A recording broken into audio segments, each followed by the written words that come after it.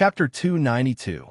Sang Sang didn't know how to play chess, and her moves were terrible. No matter how the old man thought about how to deal with it, he could not turn the situation around. As the chess pieces fell one after another, Black's side was obviously in an advantageous position and was about to win the mid-game. However, there was no pride on Chun Pippi's face. His expression was unusually solemn and serious. He did not know why there was sweat on his temples, but it kept flowing down his round cheeks. On the contrary, the old man looked calm and relaxed. He drank the tea that Sang Sang had just brought to him and casually put down a chess piece. He sighed and said, "I haven't played chess for 14 years. I'm really rusty." Hearing the words 14 years, Chun Pippi wiped the sweat off his face. Although he didn't show any abnormality, he was screaming in his heart, "It's him! It's him!" The old man looked up at him and said with a smile, "I let you play. Why did you leave?" Chun Pippi said respectfully, "Because you are stronger than me. I can't beat you, so I left." The old man looked at the sweat on his face and asked with a smile, "What are you afraid of?" Chun Pippi answered honestly, "I'm afraid of you." The old man shook his head and sighed. "I've served Hao Ian all my life, but I don't want others to be afraid of me." After a moment of silence, Chun Pippi said, "The original intention and the result often don't correspond." The old man looked at him and suddenly asked, "Your surname is Chun?" Chun Pippi answered, "Yes, I'm Chun Pippi." The old man nodded and said, I just came out not long ago. When I was in there, I heard that you ran away from the abbey and are now a disciple of the headmaster of the academy." Chun Pippi stared at the chess pieces on the chessboard and said, "Yes." The old man smiled and said, "Then why are you afraid of me? In fact, even if you're not a core disciple of the headmaster of the academy, I won't make things difficult for you for the sake of the abbey. Peach Mountain is not far from the abbey." Chun Pippi raised his arm again and wiped the sweat off his face. He suppressed his nervousness and put a black chess piece on the chessboard in silence. The old man lowered his head to look at the black chess piece he had placed. He gently shook his head and said, "It is said that the affairs of the world are like a game of chess. In my opinion, it is not the chess pieces but the path of the game. No matter how far two lines look, there will always be a time when they meet." Chun Pippi smiled bitterly and said, "I'd rather be a chess piece. Black and white will never come into contact." The old man said, "It's really a coincidence. I met a monk from the temple yesterday." Chun Pippi was slightly surprised and asked, "Someone from Xiankong Temple is in Chang'an? What happened next?" The old man said he's blind. "I think it will take some time for him to regain consciousness." This sentence was said in a calm tone, but Chun Pippi gasped and scratched his head angrily. He stared at the old man and said in a trembling voice, Look, you can blind the people in the temple if you want, but so what if I come from the temple? I'm unlucky to have met you, yet you insist on telling me not to be afraid. Aren't you teasing me?" The old man smiled and said, "That monk is the illegitimate son of the preaching monk. You're different from him." Hearing this, the anger on Chun Pippi's face gradually disappeared, and he became silent again. The old man asked, "How is the abbey dean recently?" Chun Pippi shook his head and said, "I've been in the academy for many years. I don't know how he is now. I guess he's still wandering around." The old man nodded and said, "He's used to staying in the South Sea." At this time, Sang Sang came over with a new urn. The cured meat in the backyard was still hanging on the pine branches. She didn't need to keep an eye on it for the time being, so she came to ask the teacher's opinion. "How about this urn?" The old man looked up and asked curiously, "What is it used for?" "To stew chicken soup," Sang Sang answered. The old man was puzzled and asked, "Isn't there an old urn at home?" Sang Sang explained, "The old urn is too small.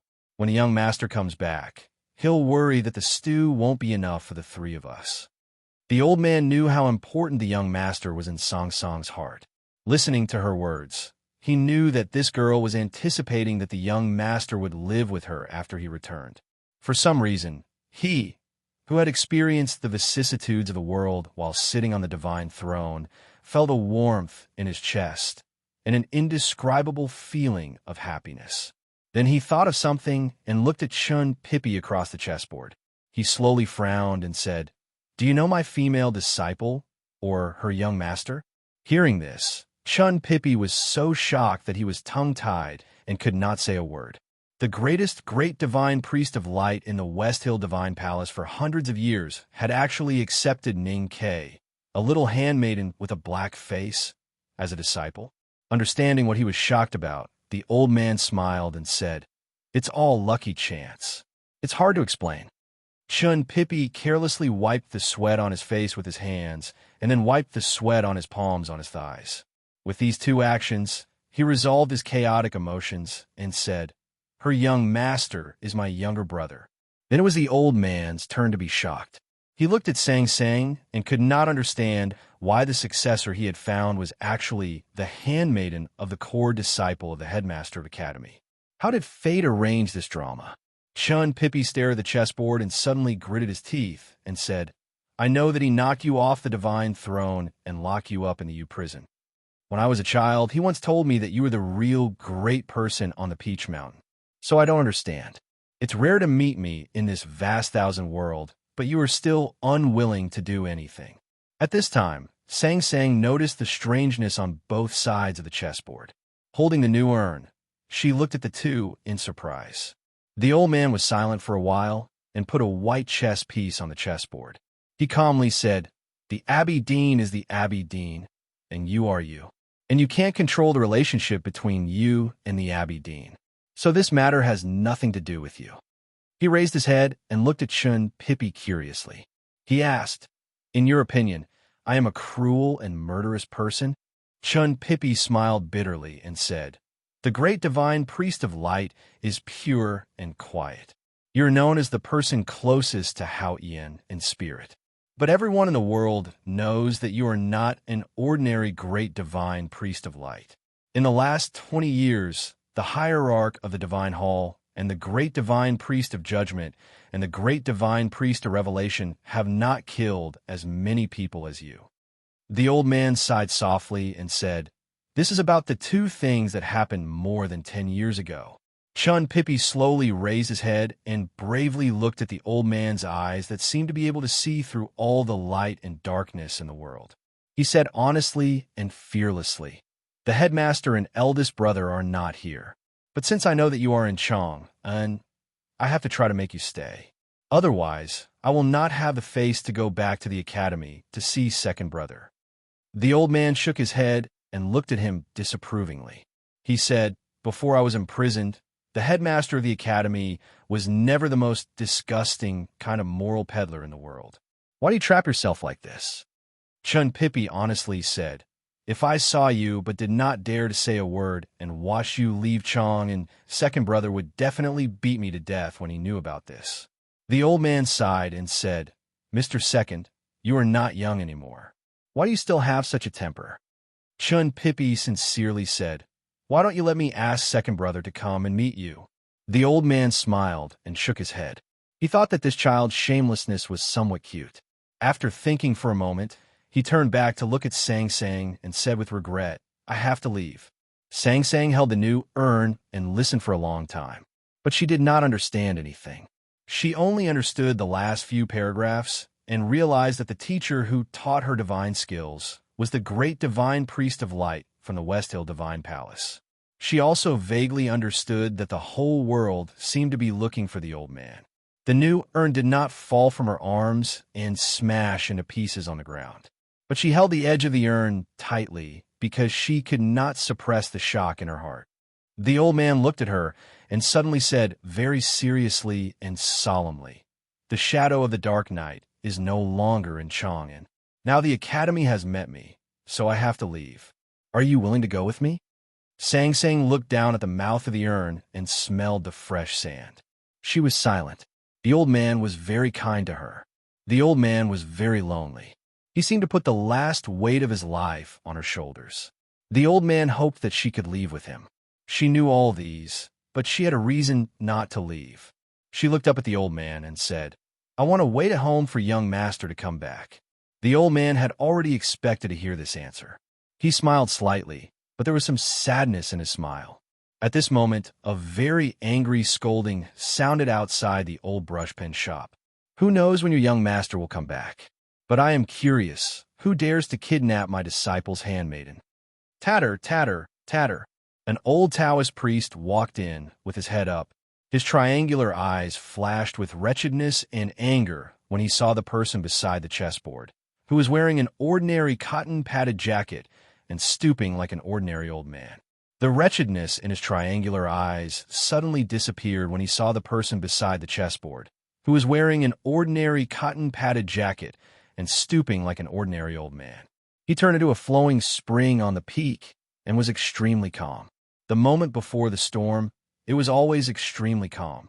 Great divine priest of light Wei Guangming, who escaped from Peach Mountain, lived peacefully in an inconspicuous bookstore in an inconspicuous side alley of Chong and City for a period of time. Then he met Master Yin Sei on a very inconspicuous winter day. One was the most unfathomable divine priest of light in the West Hill Divine Palace for hundreds of years. The other was the divine talisman master who had gone the furthest in talisman Taoism for hundreds of years, the trader of Haotian Taoism, and the minister of offerings of the Sao School of Haotian Taoism. What would be the result of such a sudden and inexplicable encounter that even fate would be shocked? There was a long silence in the old brush pen shop, as if it was dead. Master Yin Sei looked at the old man. The old man looked at Master Yin Sei. Sang Sang stared at the two of them. Chun Pippi stared at the chessboard in front of him, with cold sweat pouring down. Master Yin Sei sighed and said with emotion, "I have been looking for you in Chong and City for many days." The old man sighed and said with emotion, "I have been hiding from you in Chong and City for many days." Master Yin Sei continued to say with emotion, "I don't want to meet you like this." The old man also said with emotion, "I don't want to meet you either." Master Yin Sei gradually stopped sighing and looked at his old friend who he hadn't seen for many years. He said calmly, "But since we have met, in addition to talking about the old days, there are always some things that must be done." The old man stood up, bowed to his old friend who he hadn't seen for many years, and said calmly, "Please, tomorrow morning, I will send my leader to the airport to attend the class reunion. I have to drive, so I must sleep, so I will update first. After I come back from the airport in the morning and sleep, there should be another chapter in the afternoon, or on a rest day. I feel uneasy and can't have a good rest. Double monthly votes are really annoying. I don't want to be so diligent. Don't force me like this. This is the plot of an old friend coming to meet me in 20 years. I really want to write slowly and happily. The monthly votes are about to be used up. You should vote for me quickly to comfort me. To be continued. If you like this work, please come Chidian. Come to vote for me. Your support is my greatest motivation." Chapter 293. Master Yin Sei walked to the table, looked at the old man, shook his head and sighed. Then he turned to look at Chun Pippi, who bowed his head like a quail and shook his head again. He sighed and asked, "How is the Abbey Dean recently?" Hearing this question, Chun Pippi raised his head and answered doubtfully, "You know I have been in the academy these years. How can I know how he is doing?" Yin Sei gently stroked his sparse beard, stared at him, and said impatiently, "Since you don't know, and we can't talk about the old days, you have already run out of the abbey. Do I still need to give you face?" Chun Pippi was more and more confused. He touched the back of his head and said, "Of course not." Master Yin Sei roared, "Then why don't you give me your seat? Why are you standing here like a goose raised by the second brother?" Chun Pippi hurriedly stood up, gave up his seat, and stood aside. At this time, he realized that this old Taoist actually wanted to play chess with the great divine priest of light. He couldn't help feeling surprised and helpless. He thought, "Who knows what you two old farts are thinking about? Who can think that the great divine priest of light actually invited you to take a seat?" Master Yin Sei didn't care what he was thinking. He gently stroked his Taoist robe and elegantly sat down. He glanced at the situation on the chessboard and found that the black chess piece was in a great advantage. He was very satisfied and looked at Chun Pippi with appreciation. The old man opposite the chessboard smiled and spread his right hand, indicating that it was Yin Sei's turn. Master Yin Sei put down a chess piece and smacked his lips. He said, "How have you been recently?" The old man held a white chess piece and answered softly, "Every year when you go back to Peach Mountain, you will go to the U prison to see me. Of course, you know how I've been there. Recently, I've been really good. Master Yin Sei stared at the crisscross chess pieces on the chessboard. After a moment of silence, he suddenly said, "Even if you don't have a good life on Peach Mountain, why do you have to come to Chang'an?" The old man smiled and replied, "That day, your younger brother also asked me this question. Although one of them didn't wear a Taoist robe, there were indeed two old Taoists beside the chessboard, and they were the two most outstanding old Taoists of Haotian Taoism these years. They were qualified to leave their names in history books. Although Chun Pippi was a grand cultivator who had entered the knowing destiny state and his identity and background were enough to disdain the world, he had to obediently play the role of a student in front of the two old Taoists. He honestly served tea and dare not speak. Master Yin Sei took a sip of tea and licked off a tea leaf stuck on his front tooth with the tip of his tongue. He frowned and felt the tea was too bad. He looked up and said, "Abbey Taoist used to think that you were the Taoist Yin Temple, and said Taoist Yin Ti, and said, you, Taoist God." And Yin was and said, "Abbey Yin K Taoist, Yin, thought the Taoist in, and said old, and thought. Yin Taoist, long Taoha thought, Taoist, and said, and, long, and he said, Master Shi, long he, priest, and said in, and face, Yin, and, here is Chong, and here is my big tactical array. You can't beat me."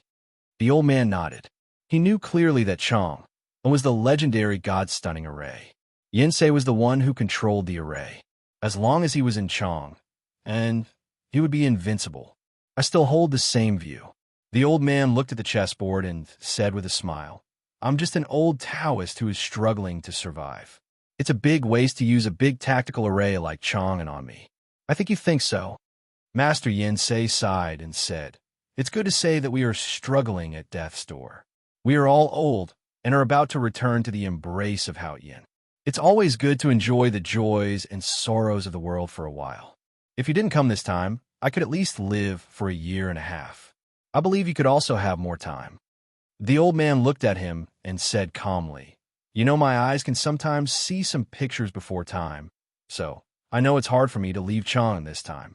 Master Yin Sei shook his head and said, "In this case, why do you have to come here?" The old man said, "Everyone will eventually return to the origin of life and the embrace of Haotian. This can't make me worry. Time is just the order of events. For us who use time, we need to use time to complete the things that should be completed. If we can't complete it, then time is meaningless." Master Yin Sei was silent. He gently put the black chess piece between his fingers on the chessboard and said, "So you came to Chang'an to go back to the beginning of time and finish the thing that you did in those years?" The old man answered, but didn't say anything. Master Yin Sei also smiled and looked at him. He said, "In the end of cultivation, what we cultivate is the original heart. How can we change our minds when we are old guys who are going to decay? Well, anyway, I have a successor now, so I don't have too much attachment to this world. By the way, you were locked up at that time, so you may not know it." The old man was very clear about Yin Sei's attainments in talisman Taoism and how difficult it was for a divine talisman master to find a successor with potential. Hearing that Yin Sei had found a successor, he couldn't help but be surprised and happy for him. Master Yin Sei looked at his expression and proudly said, "My apprentice is not an ordinary person. She can understand the essence of talisman Taoism after being drenched in the rain. In the future, her realm will definitely be far higher than mine. I don't want to argue with a boring old man like you about other things, but I can pass on this skill, which is much better than you." The old man smiled and looked at Sang Sang, who had been silent. He said softly, "I also have a disciple, and she is quite good. I think she will be better than your apprentice in the future." In the old man's eyes, Sang Sang was a gift from Haotian and the greatest lucky chance in his life.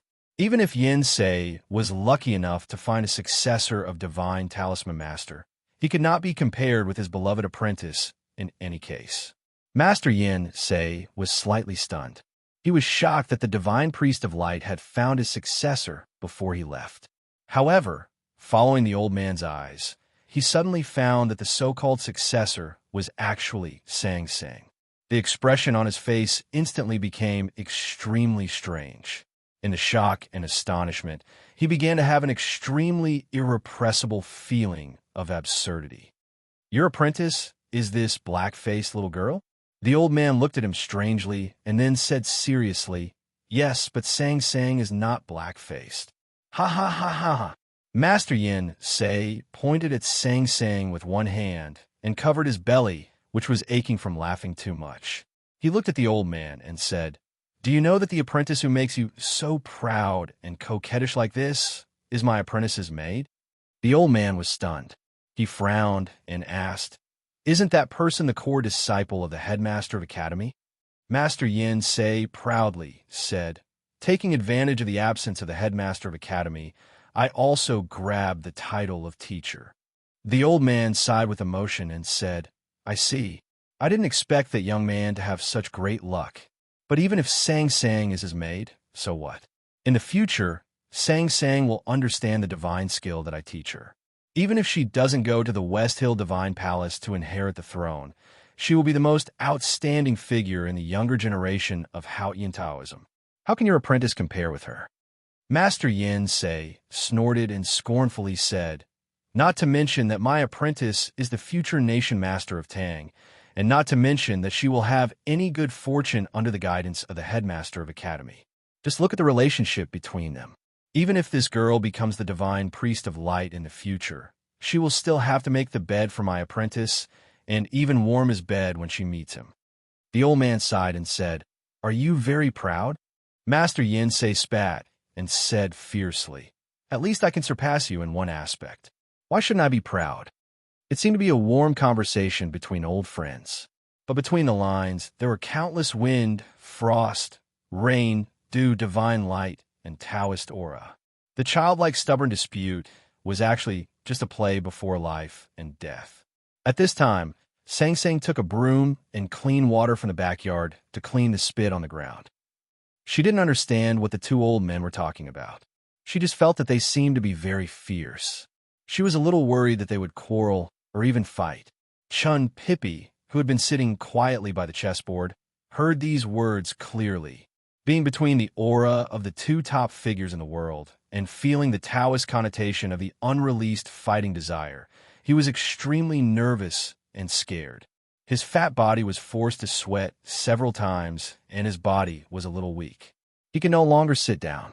He could no longer pretend that nothing had happened, and that this was just two old men bickering under the locust tree by the well at the corner of the street. He stood up and said, panting heavily, "Can I leave first?" The old man and Master Yin Sei looked at the chessboard and said in unison, "No." Beside the chessboard, Chun Pippi was a stabilizer as well as a witness. His origin was a stabilizer, and his identity in the academy was a witness.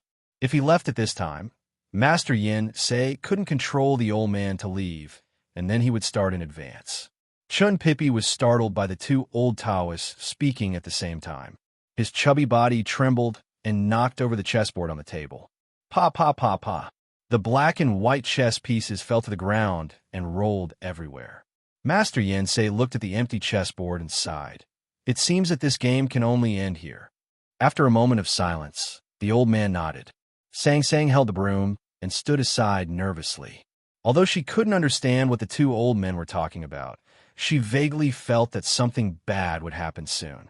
One was the teacher of the young master, and the other was her teacher. Sang Sang didn't want them to fight. Fighting was better than playing chess, even if they continued to quarrel during the game. She put the broom aside, squatted down, and began to pick up the black and white chess pieces scattered on the ground. Then she came to the table with the chess pieces and put them on the chessboard one by one. Not long after, the situation on the chessboard was restored as before, and no chess pieces were in the wrong position. Fortunately, I had to look at it, or there would be no way. Sang Sang patted her chest with some lingering fear, and then looked at the two old men at the table and said, "Go on." The two old men didn't know what to say. Chun Pippi stared at the black and white chess pieces on the chessboard and didn't know what to say. Sang Sang slightly clenched her hands behind her back and slowly lowered her head to look at the old shoes on her skirt. She murmured softly, "It's done. Why don't you continue?" Suddenly, She raised her head and looked at the two old men with her bright willow-shaped eyes. Are you hungry? Then I'll cook noodles for you. How about noodles with fried eggs? To be continued. If you like this work, please come to Chidian. Come to vote for me. Your support is my greatest motivation. Chapter 294. No scallion. No vinegar. Add more noodles. The last one who made the request was obviously Chinpipi. Then he looked at the chessboard that had been restored to its original state, and his thick eyebrows were raised. His face was full of frustration and shame, and he actually forgot that he was in an extremely horrible environment at this time. He thought that the little handmaiden could remember all the positions of the chess pieces with just a glance. How could he be proud of his head in front of her? How could he still have the face to say that he was a genius? The old man Wei Guangming looked at Master Yen Sei and said with a smile, "My female disciple is very excellent." Master Yen Sei looked at the thin figure disappearing in the backyard and said with emotion, "She is really amazing."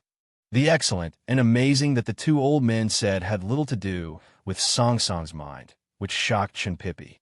Instead, they were talking about a kind of temperament that only the old men in their state could understand.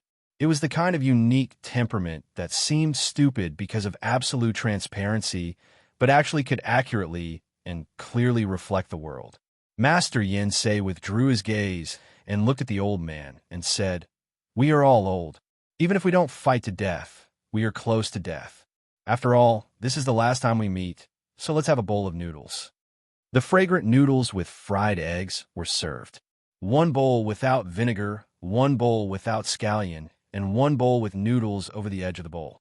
After eating the noodles, the two old men finished the endgame in silence. There was no number, so they didn't know the result. Then they refused Song Song's reward of another bowl of noodles and another game of chess, and began to recall the past. Sang Sang made 3 bowls of tea again, and then she and Chun Pippi each took a small stool and sat down like students to listen to the past.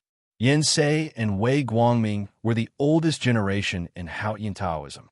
Although in the past 14 years, one was laughing in the world, and the other was imprisoned in the back of Peach Mountain, compared with the time they knew each other, 14 years was too short. So the past was very long, and those common memories were very rich. They started from the time when they were still little Taoists. They talked about how they went to the Revelation Institute and how they went to the Jisho Abbey to be appointed as the great divine priest. The two old men talked for a long time and still could not finish. Of course, most of the time, it was Master Yen Sei who talked a lot. The great divine priest of light just listened calmly with a smile. Occasionally, in order to avoid misunderstandings between the two juniors, he would interject to argue. For example, the beard of the headmaster of the Revelation Institute was burned by the current hierarch lord, not burned by him with divine skills. Also, on the way to the Jisho Abbey, he did not have diarrhea because of nervousness, but was secretly cast a cold talisman by Yen Sei. Those naughty little Taoist children had become big shots in the world today. The man who once burned the beard of the headmaster of the Revelation Institute had become the powerful hierarch of the Divine Hall. Someone had become Master Yen Sei, and someone had become the divine priest of light. However, as long as one had those times, who could not help recalling them occasionally? These memories were very warm, with a unique feeling of twilight nostalgia. Looking at the warm twilight outside the old brush pen shop, the great divine priest of light found that time passed so fast with these memories, and it was already the real dusk. It was quiet outside the old brush pen shop at dusk, and no sound could be heard in Lynn 47th Street. The old man looked outside the door with a smile and did not say anything. At that time, we were young and naughty, but you have always been the smartest and the most honest one. Master Yen Sei looked at him and said, "After your reminder, you found that the little girl Sang Sang is really like you in those days. She's transparent from inside to outside, without any impurities." The old man lovingly looked at Sang Sang on the small bench and said, "I am not as good as her." Master Yen Sei sighed and said, "Those who can sit on the divine priest of light must be so transparent so that they can be closer to the essence of Hao Yin than us." But what does transparency mean? Can it reflect the original appearance of the world? If the world is black, you are also black. That's why so many divine priests of light eventually went astray. The old man shook his head and said with a smile, "Transparency is colorless, but black is colorless and lusterless.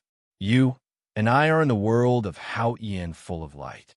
Transparency is light and the enemy of darkness." Hearing the words, enemy of darkness, Master Yin Sei fell into a long silence. After a long time, he slowly raised his head and looked at the old man seriously, saying, "Do you still remember Lotus?" The old man was slightly stunned and frowned, saying, "How can I not remember?" Master Yin Sei asked, "Is he light or dark?" The old man shook his head and said, "When he was on the divine priest of judgment, and I was on the divine priest of light, I began to suspect him when I saw the seat of heavenly black jade oozing with dirty blood. But before I exposed him, he saw through fate and left Peach Mountain. Finally, he died under the sword of Mr. Ku." The reason why the Divine Hall never mentioned this and didn't mention this person was that they cared about the reputation of Haoyin Taoism. But in my opinion, the 32 petals of lotus, no matter how dazzling and clean they are just some pastel on the petals made of dried mud. Master Yin Sei stared at his eyes and said in a low voice, "After the destruction of the Devil's Doctrine, the Divine Hall recruited many powerhouses of the Devil's Doctrine. If you say that light can't give any chance to the dark, how do you explain this? If the bloody cases in those years were the last resort to destroy the dark shadow, then what about the shadow of the Divine Hall now?" The old man said, "It's not the same. The dark shadow is the son of Yama." Master Yin Sei slammed the table angrily and said, "Why are you so pedantic? The underworld is just a legend and has never appeared. Back then, you violated the hierarch's order and made a bloody storm in Chang and City, but you didn't find the son of Yama. Why are you still so absurd today?" The old man said, "In fact, both the Abbey Dean and the hierarch believed what I saw."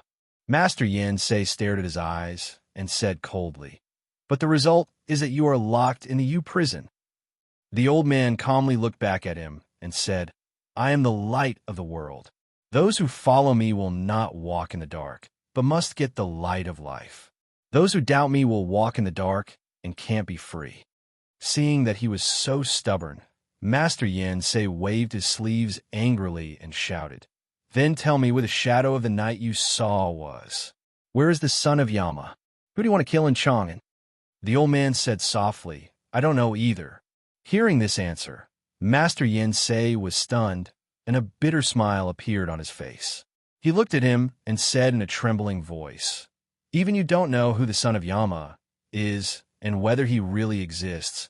The great divine priest of light, who is as transparent as glass and sincere as a bright lamp, did not hesitate to become a big devil with blood on his hands. You were willing to be imprisoned in the U prison for 14 years, which made countless people sad. Don't you regret it at all?" The old man was silent for a long time, and a trace of confusion occasionally flashed on his old face. Then the confusion quickly turned into calmness and firmness. "But the problem is that I know he exists." Master Yin Sei frowned and looked at him and said, "Then who is he?" The old man looked at the dark night that gradually covered the old brush pen shop and calmly said, "Since he is the son of Yama, he naturally hides himself very deeply. Even he may not know his true identity until today. You asked me who he is, and I can't give you an answer now.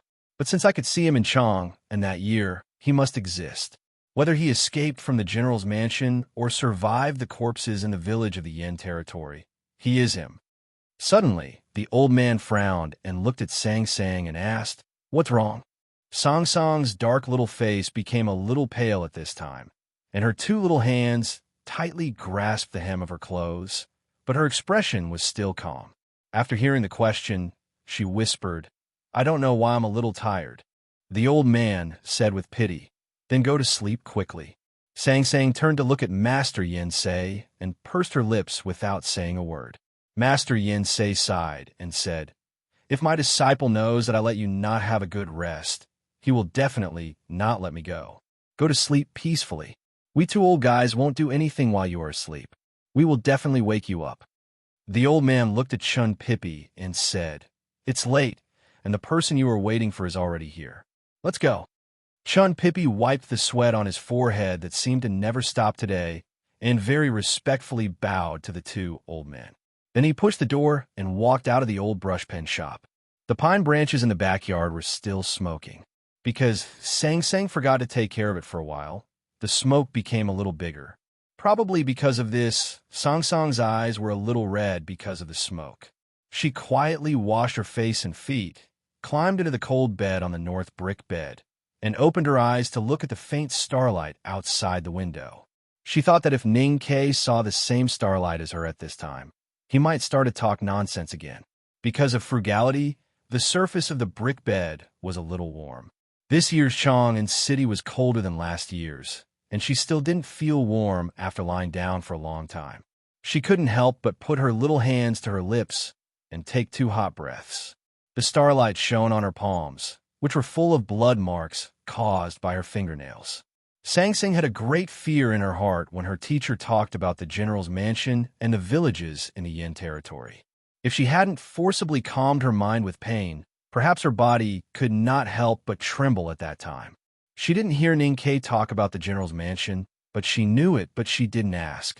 She also knew that Ning Ke killed the censor Zhang Yiqi and the blacksmith, and even wrote a not very good poem about it, but she still didn't ask. Ning Ke didn't want to talk about it, so she didn't ask.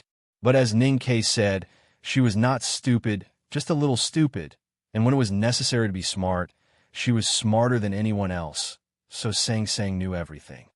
The son of Yama sounds like a terrible thing. Sang Sang's little face was pressed against the cold pillow, and she looked at the winter starlight falling in front of the window. She muttered to herself, But I've lived with you for so many years. I can only live with you secretly. That's all for today. I hope it's to your satisfaction. Tomorrow, I'll write more chapters and finish this paragraph. If it's good, please give me a vote. If you still have any votes left, whether it's a monthly vote or a recommendation vote, please give them to me. Thank you very much. To be continued. If you like this work, please come to vote for me. Your support is my biggest motivation. Chapter 295. I heard that they are playing chess. It's over at dusk. I have to drag you to finish this game with me. Your Majesty, the game of chess will end eventually. I can't sleep well tonight.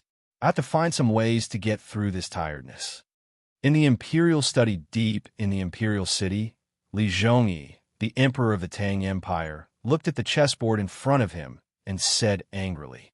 The game of chess had started in the daytime, but it had not reached the middle of the night, which really made him feel a little impatient.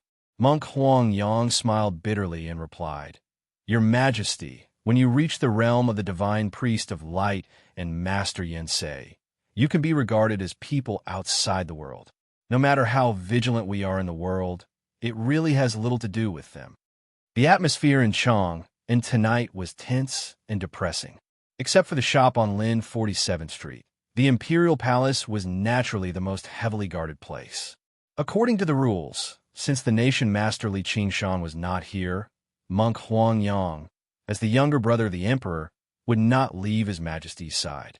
His Majesty reached out to sweep the chess pieces in front of him, walked out of the imperial study, and stood in front of the remnant snowflake tree. He quietly looked at Chong and city under the night sky, and suddenly said, Do you believe in the legend of the underworld invasion? Monk Huang Yang put his palms together and shook his head after a moment of silence. A gust of night wind blew, and His Majesty coughed. The coughing became louder and louder, and finally he bent down in pain. He waved away those eunuchs and palace maids who heard the coughing and took out a handkerchief from his sleeve to gently wipe the corner of his mouth. Looking at the deep night, he said, I only hope that if the underworld invasion is not a legend, it will come earlier. Monk Huang Yang heard the ominous meaning hidden in His Majesty's words. Thinking of the previous coughing, he slightly frowned and looked at His Majesty's back, saying worriedly, Your Majesty's cold deficiency is acting up. You'd better go back to your room. The emperor shook his head slowly and said, The headmaster once said that my cold deficiency is not serious. As long as I can suppress it, I can't jump out to rebel. If I can't suppress it, then it's my fate. Although Huang Yang was the younger brother of the Emperor of Tang, he did not get along with the emperor for many years like the nation masterly Qing Shan. Therefore, he did not know the story between the Emperor of Tang and the girl from the Devil's Doctrine. Therefore, he was worried and puzzled when he heard this. He thought that even the headmaster of Academy could not get rid of the emperor's cold illness completely. When Chun Pippi walked out of the shop, the blazing flames in Lin 47th Street instantly disappeared, leaving only a tall, ancient crown. He covered his head with his hands and walked over, standing obediently behind the crown. Second brother looked at the closed door of the old brush pen shop with an indifferent and calm expression, but there was a faint flame of excitement in his eyes, just like the club on his head that was about to burn in the twilight. There was no one in the alley. The doors of the fake antique shop and the grocery store were all closed. A square stool appeared out of nowhere beside the gray wall under the winter tree. Second brother was sitting on the stool with his tall and straight figure, like a pine tree on the edge of a cliff. The delicate and lovely little attendant was quietly guarding him like a white stone under the pine tree.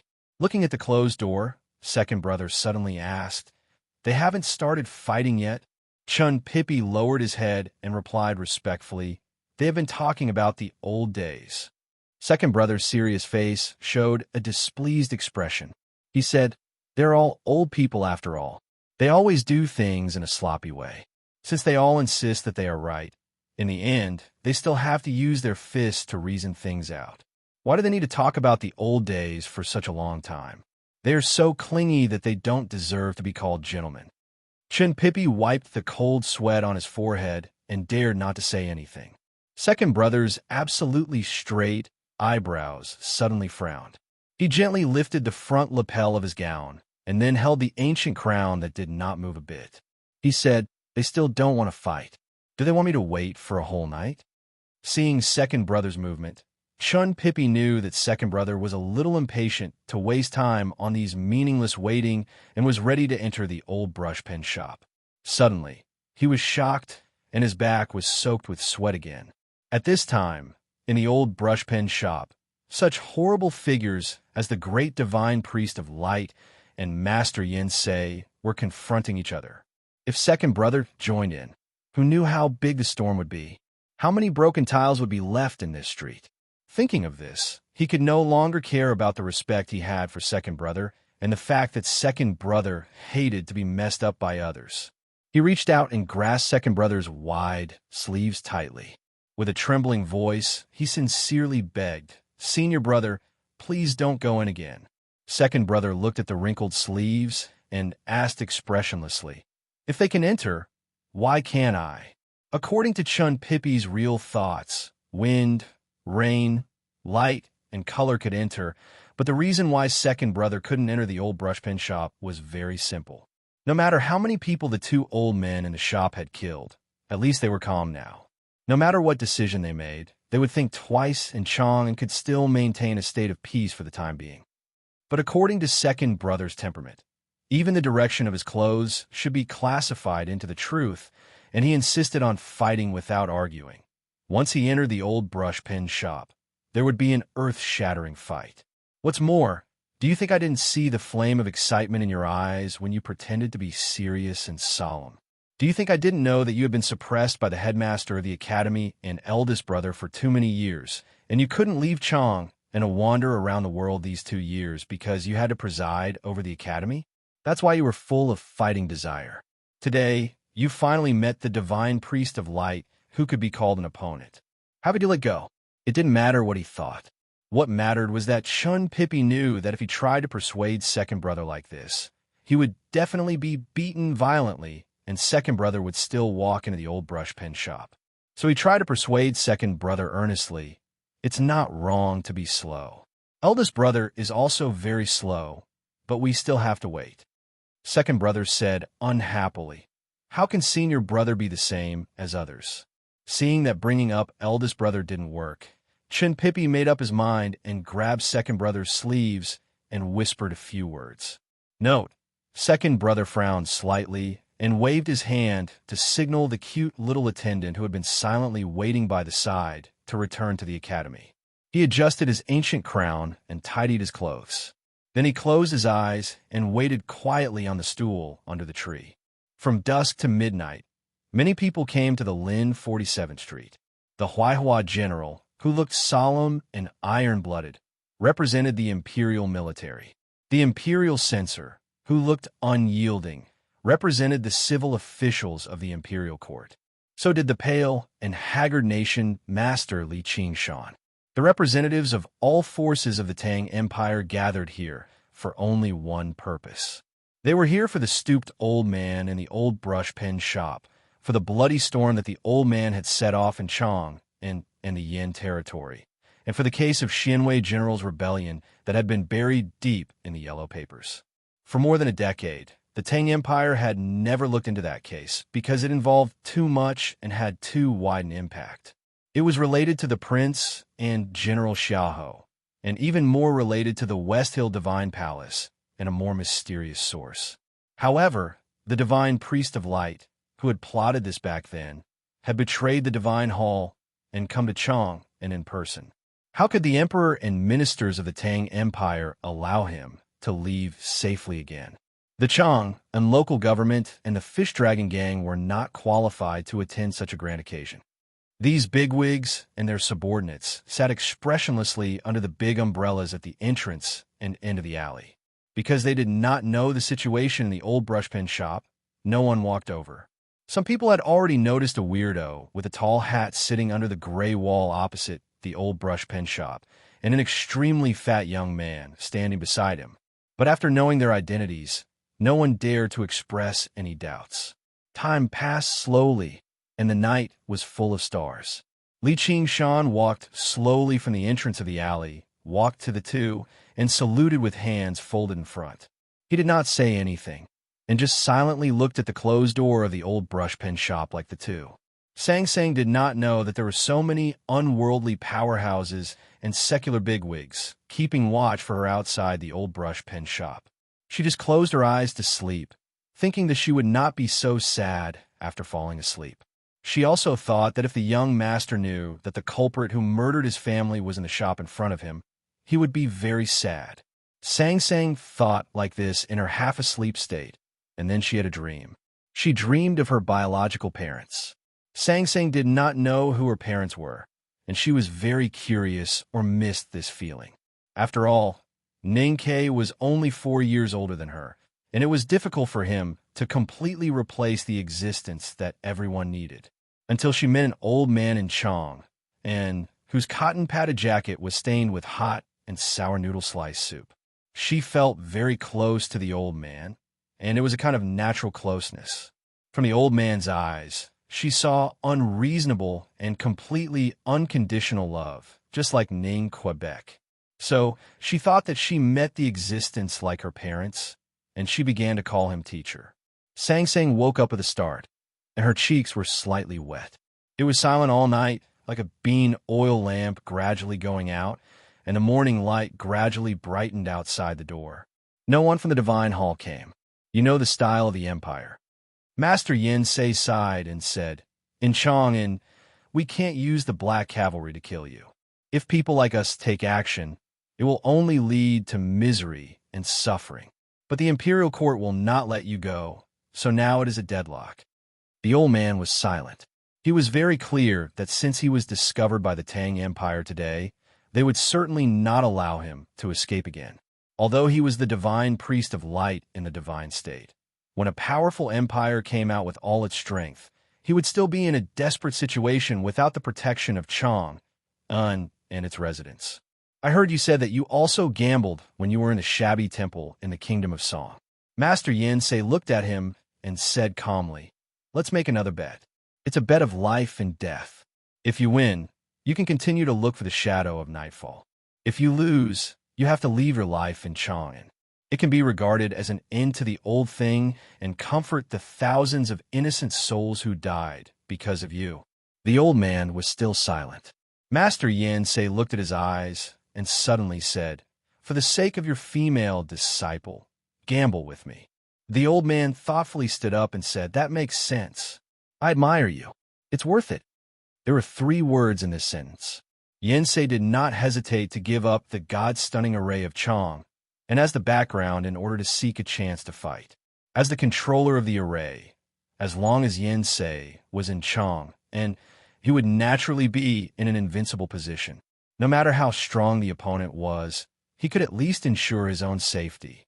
As long as it was for Sang Sang, it was worth it to do this gamble that involved life and death. As long as it was for Sang Sang. As for the reason, it was worth it. The old man was the light. If he wanted to keep the light in Sang Sang's world, he should make a choice that was truly light for the last time. In a word, everything was for Sang Sang. It was unreasonable for many people, but it was very reasonable for the old man. It was not worth it for many people, but it was very worthwhile for the old man. Sang Sang was a little black handmaiden. Her hair was a little yellow, not good-looking, not to mention beautiful. She looked very inconspicuous, and her temperament was not cute and pleasing. Those who did not know her would regard her as a piece of barnyard grass swaying in the cold wind that could be annihilated at any time. However, those who really knew her would treat her as a treasure. Up until now, only her young master Ning Ke and her teacher, the great divine priest of light, had known her. So when Prince Long Qing smiled and threatened her with words, Ning Ke anxiously pondered in silence by the Daming Lake and tried hard to break the realm. Then he shot the noble divine son of West Hill with an arrow without hesitation. When Wu Dao made her unhappy and tried to do something to her, great divine priest of light put down the yellow croaker on the table and went to the alley without thinking. He casually pointed at the monk from the unknown place and turned him into a blind man. The morning light came to Old Brushpen Shop on Lin 47th Street in Chong. Master Yin Sei and Great Divine Priest of Light finally finished talking about the old days and negotiations hidden in their words. They decided to use a relatively simple way to resolve the current deadlock and write an end to the history of more than 10 years. The old man opened the shop door slowly with his old hand. He looked back and saw that Sang Sang had come behind him. She was half awake and half asleep all night.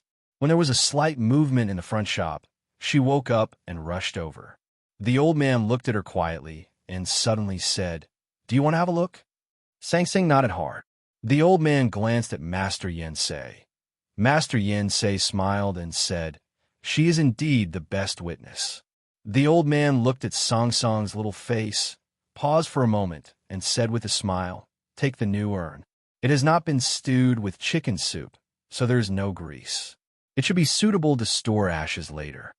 Hearing this, Master Yen Sei said, "If you have an old urn, take it with you.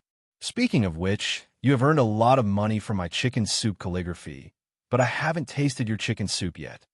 Sang Sang lowered her head and said softly, "If you don't go out, I will stew chicken soup for you today." The old man looked at her tenderly and shook his head. Then he looked at Yen Sei and said, "The old urn has grease, and the ashes are easy to stick to the wall." Master Yen Sei flicked his sleeves and walked out of the old brushpen shop with a big smile. He said, "My Taoist robe has always been greasy in my life, but I have never disliked it. Do you think I will care about whether the ashes will be stained by grease after I die?" Note: I really can't think of how to persuade second brother. I have spent more than an hour on this reason, but I still can't figure it out. I can't persuade such a stupid person. Why don't I just let him appear? That won't do. The Academy must have a firm stand on this occasion. Chun Pippi is not a good choice. In addition, no matter the new urn or the old one, they are all my favorite urns. This is the first chapter of today. On the first day of the month, please support the monthly vote. Thank you. To be continued. If you like this work, please come to vote for me. Your support is my biggest motivation. Chapter 296. As the morning light came, Chong and City slowly woke up from its sleep. The door of the old brush pen shop was pushed open, and those bigwigs in Lin 47th Street were immediately alert. It was colder this year than in previous years, but it had not snowed for many days. The remaining snow under the tree roots turned gray day after day. However, when the door was pushed open with a squeak, it began to snow. Second brother looked up at the sky, and then looked at the door that had just been opened. At the entrance of the alley, A black carriage slowly came in the wind and snow. The heavy body, made of metal, slightly trembled the bluestone in the alley, and the wheels made a low sound like thunder. Master Yin Se and Great Divine Priest of Light walked out of the shop and sat in the carriage. A moment later, a thin figure also walked out of the old brushpen shop. Sang Sang held the new urn in her left arm and the old one in her right arm. It seemed to be a little heavy, and she struggled to climb into the carriage. The black carriage drove to the city gate in the wind and snow. It was still quiet in Lynn 47th Street. The general at the head of the alley and the censor at the end of the alley did not move and looked solemnly at the black carriage leaving. Second brother stood up from the stool, and with his hands behind his back, he walked to the city gate with Chun Pippi following the track of the black carriage. Until then, other bigwigs in the alley dared to move. The general ordered the Yulin royal guards hidden everywhere in Chong and city to return to camp. The censor went straight to the palace to report. Nation Master Li Qingshan looked at the carriage gradually disappearing in the wind and snow of Chong and slowly bowed to him. There was a not-so-famous mountain in the northern suburbs of Chong and city. The mountain was not high, and there were no historical records of scholars to help it. The wild trees on the mountain also lacked some beauty, so there were few tourists on weekdays. This morning, the wind and snow came suddenly, and the road was covered with snow, and it was difficult to walk on. The mountain was even more quiet, as if it was not in the world. The black horse carriage stopped at the foot of this nameless mountain. The wheels of the carriage, which were made of refined iron, had already cracked the ground beneath them. If they were to forcefully ascend the mountain, they would probably leave 2 terrifying wounds on the muddy mountain path. 2 old men were walking on the mountain path. Their cotton-padded jackets were a little old, but they were very clean. They trembled slightly in the mountain wind. Their Taoist robes were still new, but they were stained with a lot of grease and dirt, fluttering in the wind. Regardless of whether it was their clothes or their slightly stooped old bodies, the 2 elders on the mountain path were very ordinary. However, when they walked through the wind and snow, they gave off a feeling of floating away from the world. At the foot of the mountain path, Sang Sang, who was thin and weak, held 2 heavy urns in her arms. She lowered her head and pursed her lips, staring at the endless stone steps under her skirt. She struggled to catch up with the 2 old people in front of her, who seemed to be about to leave the world. Master Yin Se pulled out a snow branch from his face and sighed. I don't know whether the new urn will be filled or the old one will become heavier. Great Divine Priest of Light walked beside him and said with a smile, It's all up to Hao Yin. Master Yin Se wiped the snow on his Taoist robe and said, In fact, it's not bad to fill them all up. The Great Divine Priest of Light nodded and said, Placing the 2 jars side by side can be considered as neighbors. Master Yin Se turned his head and glanced at him. Then he put his sleeves behind him and continued to go up the stairs. Under a cedar tree, the 2 old people rested for a while, waiting for Sang Sang to catch up. Master Yin Se looked at the calm face of the old man and suddenly asked curiously, Have you ever been to Tianqi? The Great Divine Priest of Light slightly squinted his old eyes and seemed to be thinking about things that happened many years ago. After a long silence, he said softly, I have been there, but then I was beaten down to the dust and deprived of the opportunity to be close to Hao Yin. Master Yin Se looked at him and said with emotion, What a great lucky chance it is to break through the 5 states. How many cultivators in the world can't reach it in their whole lives? You actually reached this step more than 10 years ago. No wonder the Abbey Dean thought that you were the first person in Hao Yin Taoism. The Great Divine Priest of Light sighed softly and said, It's actually a kind of pain to have seen it, but it can't be seen again. Sang Sang finally arrived under the cedar tree. Her face was red and she was out of breath. The 2 old people did not give her any time to rest and continued to walk up the stairs to the top of the mountain. Master Yin Se said, You have broken through the 5 states, but you were beaten down to the dust. This can only prove that Hao Yin thinks that what you have done is wrong, so he is determined to take back this gift. You have to pursue the shadow of the night, the son of Yama. In fact, does it have anything to do with the glory of Hao Yin? In fact, in the end, you believe in yourself, not Hao Yin. The great divine priest of light sighed and said, in fact, in the past decades, I have been thinking about a question. Why do those excellent divine priests of light in the history of the divine hall often leave the Peach Mountain? Why do those who are said to be closest to Hao Yin often choose a road that Hao Yin doesn't appreciate? The patriarch who founded the devil's doctrine 1,000 years ago and the predecessor who betrayed the sect hundreds of years ago were like this. Finally, I also embarked on this road. He turned to look at Yin Sei and said after a long silence, I have thought about this for a long time. I was still thinking about every step when I was climbing the mountain. Until now, when I saw the red sun rising in the sea of clouds in front of me and saw the warm red light, I understood that it is because the person sitting on the divine priest of light believes in the light. Master Yin Sei was silent. He understood the meaning of the great divine priest of light's words. He believed in the light, but Hao Yin didn't necessarily represent the light. At this time, the two old men had climbed to the top of the nameless mountain. Sang Sang rested under a straight white poplar tree behind her. The old and new urns beside her reflected the ruddy luster of her slightly dark face, full of warmth. At the end of the sea of clouds in the east of the cliff, the rising sun had all jumped out, red and round. On the cliff, there was still fine snow floating. Watching the sun in the snow, it was really a strange picture. Walking to the edge of the cliff, Master Yin Southeast reached out to drive away a drifting snowflake in front of him. Looking at the red sun calmly smiling between the two layers of clouds in the east, he asked, how does it feel to take that step? Taking a step forward, one would enter the lower layer of white clouds lingering between the mountains, or walk into the warm light. The great divine priest of light walked to his side and looked at the distant sun side by side. He said, after the battle between you and Lu by beside the sea wall of the kingdom of Song, I saw the red sun gradually setting. I felt something, but I only took half a step forward. No matter it is half a step, you have taken it after all.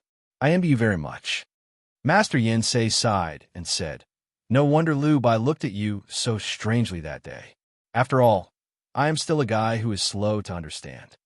The great divine priest of light recalled the shocking sword that broke the sky many years ago as if it came from thousands of miles away.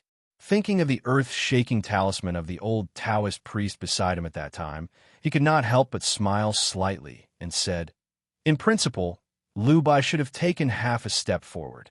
But I don't know why there is no news for so many years. Maybe he's afraid? Master Yin Sei thought of the strongest person he had met in his life. He slightly frowned, but did not say anything.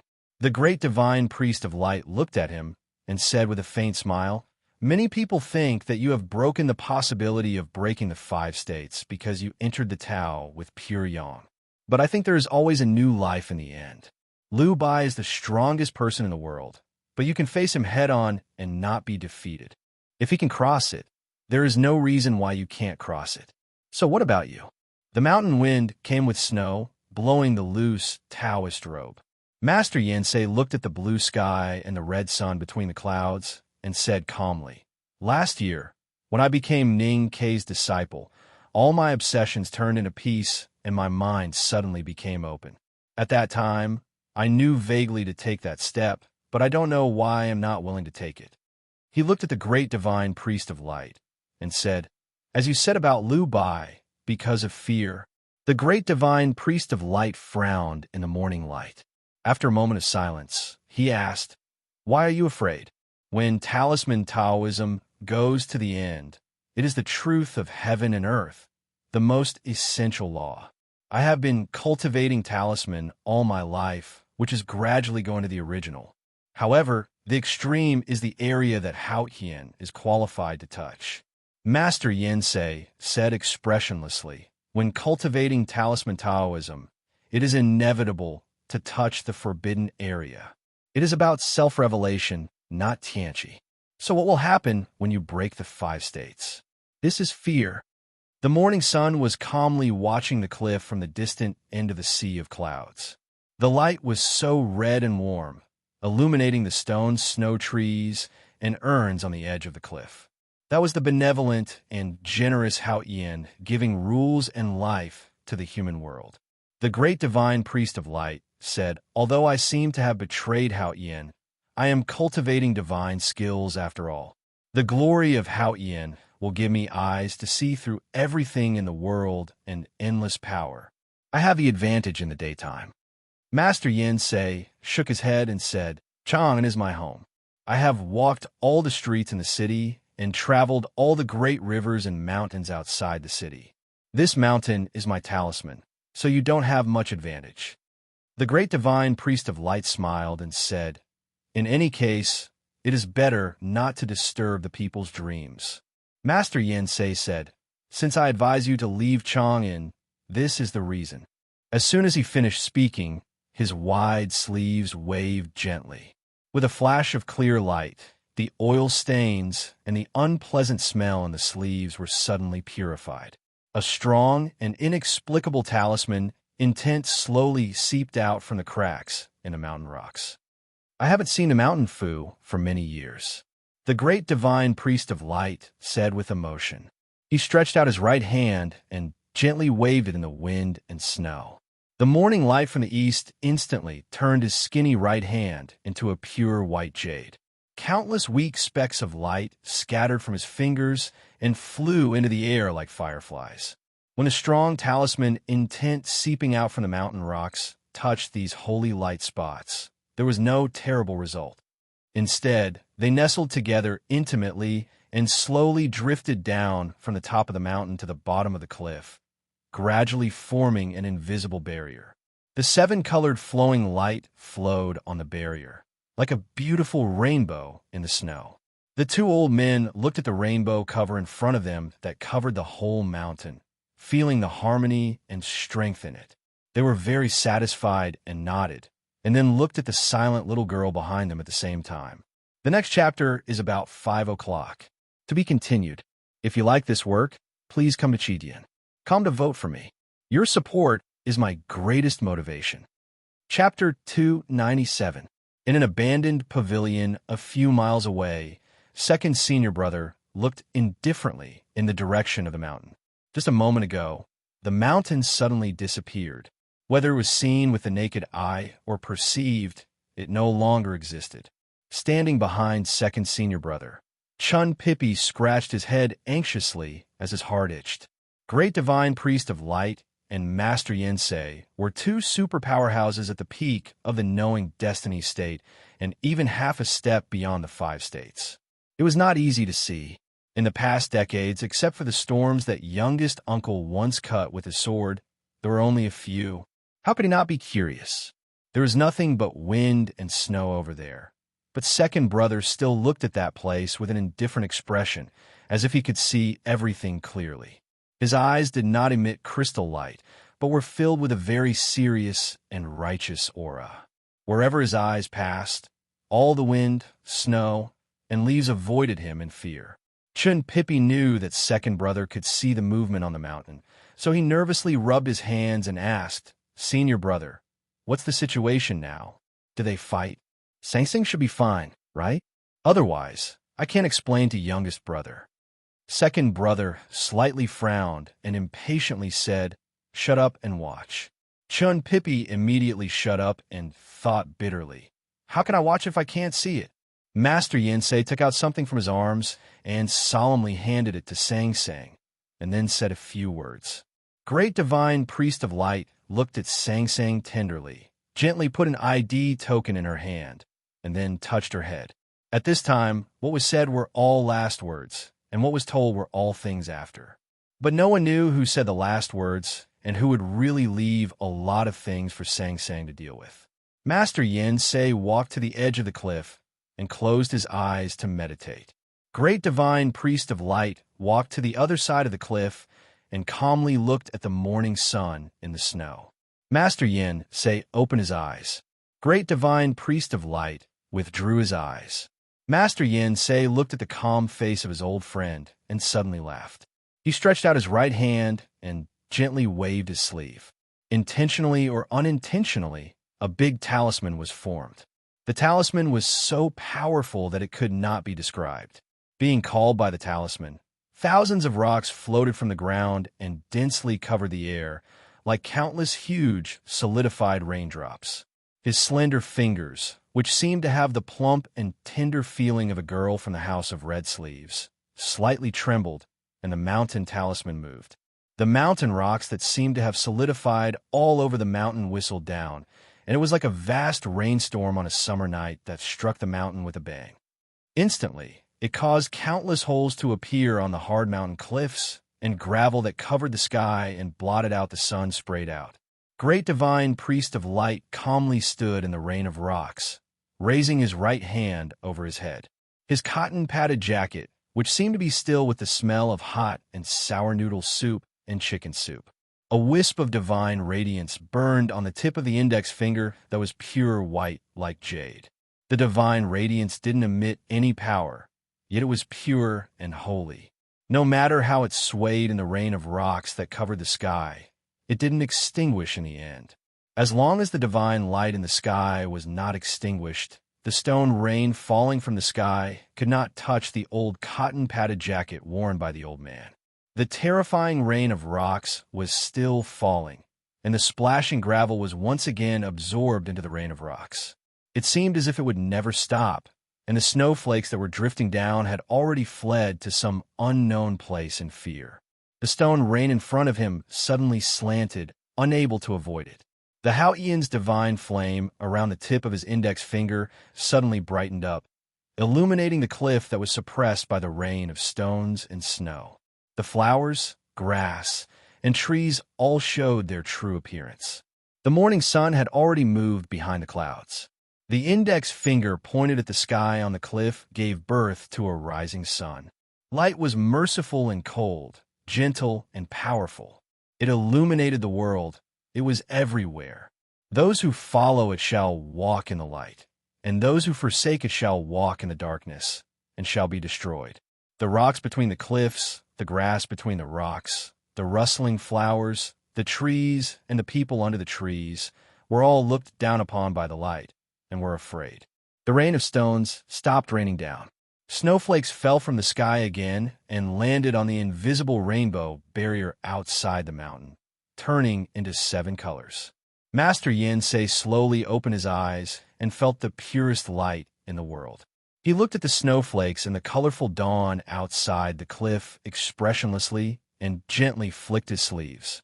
The Taoist's sleeves swept horizontally in front of him like a straight line, whistling through the wind and sweeping away all obstacles. As the Taoist's sleeves waved horizontally, the faint horizontal stone crack on the cliff suddenly became clear. The 2 muddy paths between the trees suddenly hardened. The mud that had been softened by the melting snow instantly became something harder than rocks. The mud seemed to have become a miniature river and mountain. The Taoist's sleeves waved horizontally, and the stone crack on the cliff also moved horizontally. The 2 muddy mountain roads that turned into a great river and mountain were 2 vertical lines. 2 horizontal lines and 2 vertical lines. 2 horizontal lines and 2 vertical lines. It was a well. This talisman made of the cliff clothes stretched between heaven and earth, and it had begun to spread around the bright lines to show its contempt, disdain, and pride, because it was the most powerful Jing Fu. The well was the system of sealing fields. It had the meaning of ancient rites and the beginning of wonderful theories. But the simplest and most powerful Jing character intent was a simple line cutting, the kind of balanced and perfect cutting of space, the cutting of heaven and earth. The Jing Fu fell on the cliff, and the cutting lines, no matter big or small, all went deep and subtle. The rocks rolling between the cliff were all broken into powder. The grass and trees shrinking between the cliff were all broken into powder. The snowflakes fluttering over the cliff were all broken into powder. The cold wind passing through the cliff was all broken into powder. Finally, the cliff was broken. The omnipresent light also became dim and fragmented because of the fragmentation of space. This was the ultimate state of talisman Taoism pursued by Master Yin-Se. The talisman on the cliff was the one that had the true, unwavering will. Not only could it cut through everything in the world, but it could even cut through space. It was thousands of times stronger than the well talisman that Wang Jinglu had encountered on the rainy night of the Spring Breeze Pavilion. The light always needed space to walk. When a space was broken, how could it shine? The great divine priest of light looked at the countless thin lines in front of him and sighed in his heart. He knew that, at this moment, Yinsei finally stopped thinking about other problems and took the first step beyond the 5 states. The talisman Taoism that had the ability to make Hao Yian's divine light dim and even break had gone beyond the scope of Hao Yian's permission. His cotton sleeves had been cut into pieces, and the cotton had also been cut into pieces by the talisman. There was a glittering light outside the skin of his arm, which had become thinner and thinner under the powerful Jing Fu. But his bare arm pointed to the sky in the east, and his index finger was burning with bright divine light, which was very firm and persistent. Perhaps it was his firm and persistent belief in the light that moved the creator of the heavens above. The great divine priest of light seemed to understand something. He looked at the clouds quietly, and his deep eyes were crystal clear. His old cheeks were full of tears, and he murmured, "Thank Hao Yian for giving me strength." The sun outside the clouds suddenly shone brightly. A majestic force passed through the snow and clouds, ignoring the distance and the broken space between the cliff, and directly poured into his old body. There's another chapter today. To be continued. If you like this work, please come Chidian. Come to vote for me. Your support is my greatest motivation. Chapter 298. That vast, irresistible, and perhaps even glorious, tremendous power descended from the heavens and entered the human body. Without any experience or preparation, the relatively small and fragile human body would have been directly shattered into countless shards of light by that power, or turned into an idiot in bewilderment. But this situation was not strange to the great divine priest of light. Many years ago, he had taken that step and understood the revelation of Hao Yian.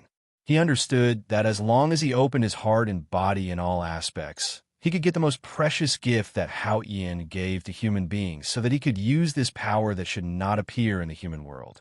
The great divine priest of light's crystal deep eyes calmly watched everything between the cliffs, as if he could see every line of Jing Fu cutting the space.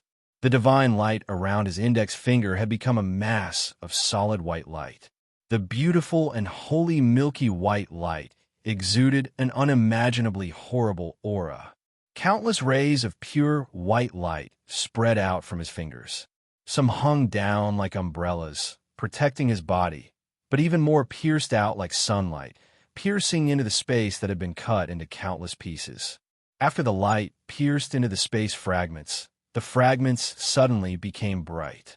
The horrible aura contained in the light supported the lines on the edge, so that the space would not continue to be broken. Master Yin Sei used the powerful talisman meaning beyond the 5 states to cut the space into pieces. The great divine priest of light forcibly maintained the existence of the space with the power of Tianqi. Tens of thousands of pieces of bright broken space were like tens of thousands of tiny mirrors. The images of the cliffs, the air, the snow, the flowers, and the trees appeared in the mirrors. Although they were all broken pictures that had no connection after being cut, they still existed. On the edge of tens of thousands of bright mirrors, the lines of cutting were slightly trembling. If these lines collapsed, the power of light would break through the shackles of cutting and return to the real and complete world.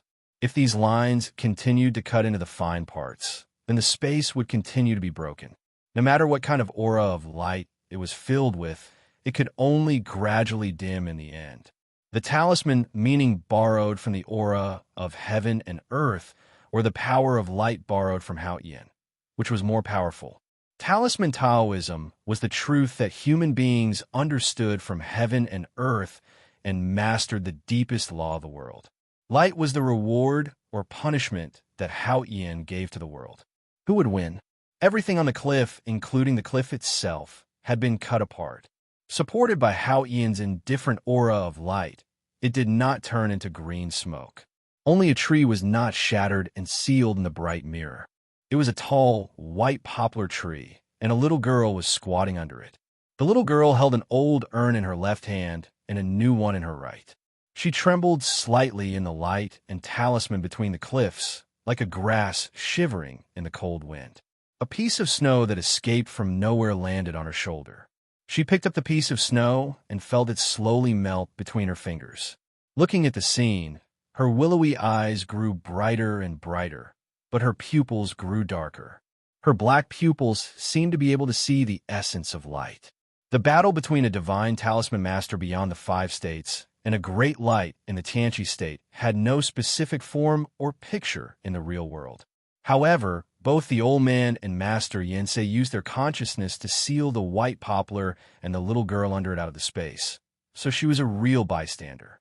Therefore, this battle that could not be understood by the secular world was portrayed into a picture that could be understood by human beings after falling into Song Song's black eyes.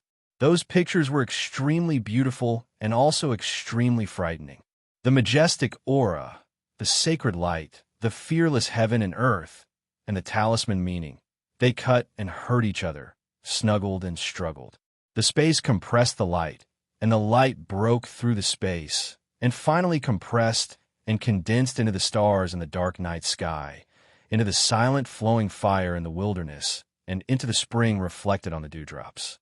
Then all the pictures disappeared in Song Song's eyes. They were invisible and formless, and even did not exist.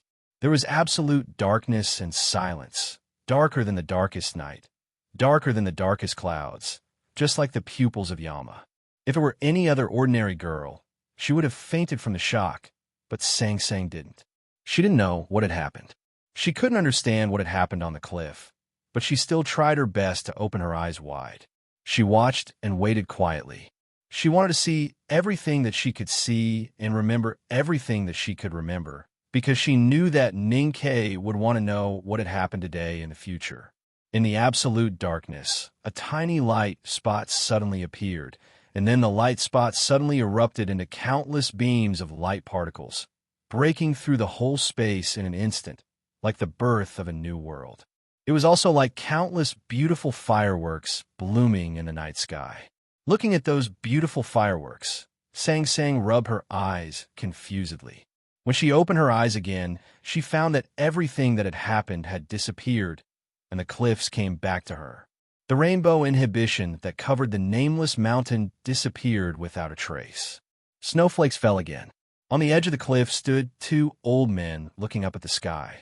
At this time, they finally became real old men, and they coughed when the cold wind passed through the cliffs below. Master Yensei raised his arm and wiped his nose with his sleeve. He looked at the sky and murmured, "So that's what happened." The right sleeve of the great divine priest of light's cotton-padded jacket had become nothing. He put his right arm into the left sleeve, squatted down like an old farmer, and slightly squinted his eyes to look at somewhere in the sky. Master Yensei pointed to somewhere in the north and said to the old man beside him, "I saw an unprecedented big talisman." The big talisman only had 2 simple strokes, starting from the north of the wilderness, one in the west and the other in the east. Then he looked back at Chang'an City, which he had silently guarded for many years, and sighed with emotion, "We met here." At that moment, he surpassed the 5 states of cultivation and even went further. He clearly saw the world on the other side, the real future. Therefore, he knew that the unprecedented talisman was real. It was something that humans could really write. Therefore, he was extremely happy and moved. The great divine priest of light squatted on the edge of the cliff and looked to the north along with his hand. He saw something different. He who had really entered the Tianqi state understood a lot of things that he could not understand before. The old man looked back at Sang Sang under the poplar tree, and his old face showed a hesitant and struggling expression.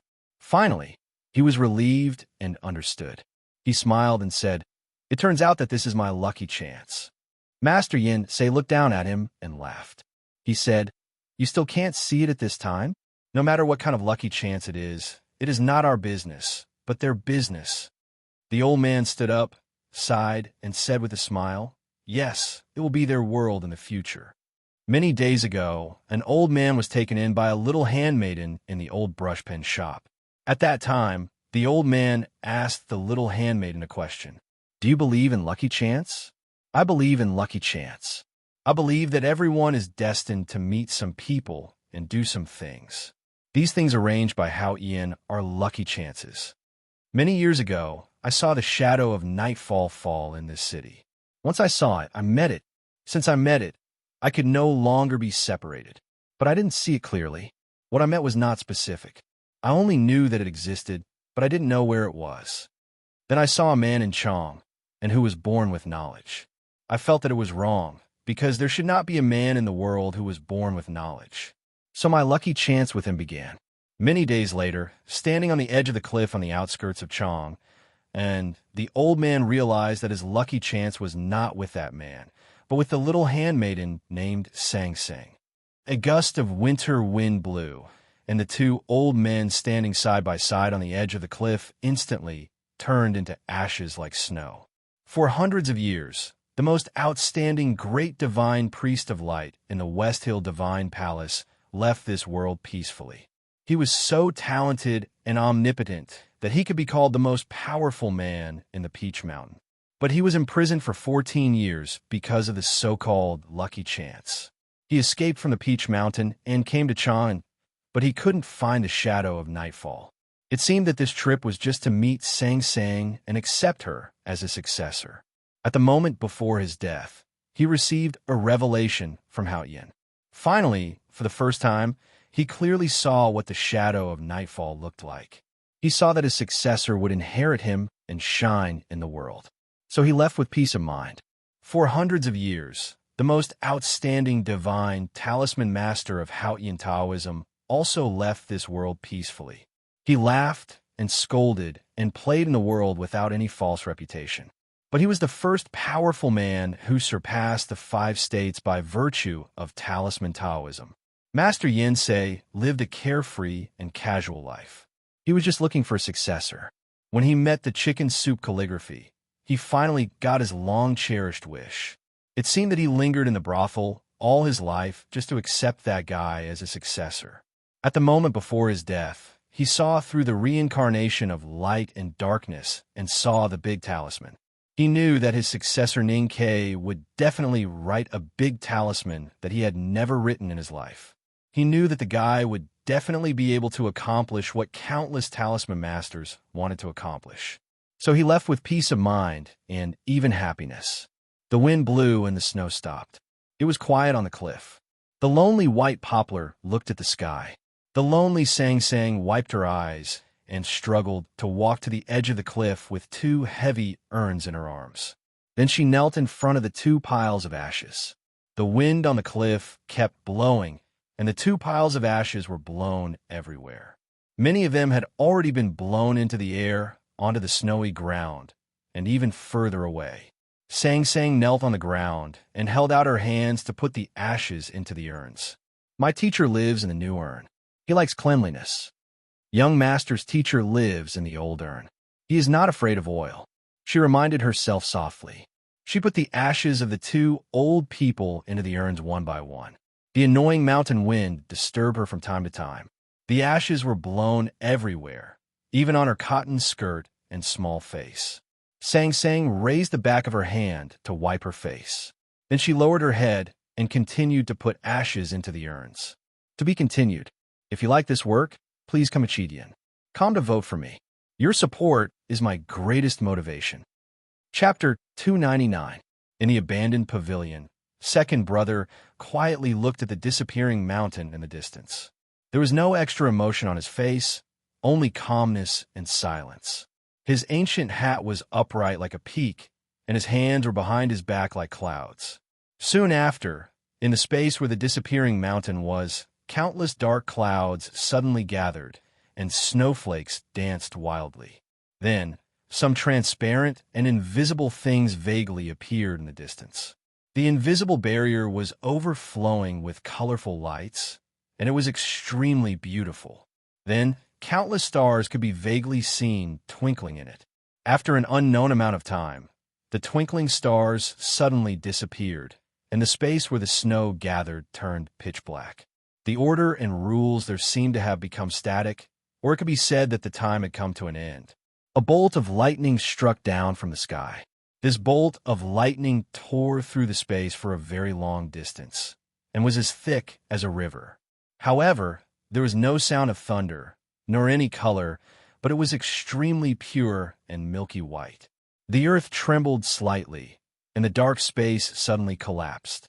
The mountain peak that had disappeared inexplicably reappeared in the world. Two majestic and powerful auras ran side by side. After the clouds outside the mountain peak were torn into pieces by these two auras, they slowly accelerated according to an unknown pattern and gradually turned into a huge cloud vortex. Second brother silently looked at that place, and after a long time, he sincerely praised, "This is the real Tao." Standing behind second brother, Chun Pippi looked at the cloud vortex at the waist of the mountain and felt that every inch of his skin was a little numb. He carefully sensed the two powerful breaths that were slowly disappearing and murmured in shock. They actually broke through the 5 states? This is really incredible. How did they do it? If they can take one step, they can take countless steps. At that moment, who knows how many steps they have taken above the 5 states? Second brother slightly frowned and then walked towards the mountain. Since the mountain had reappeared in the world, it could be climbed. The muddy mountain path seemed to have been altered by the great sculptor of time, making it hard and untouchable.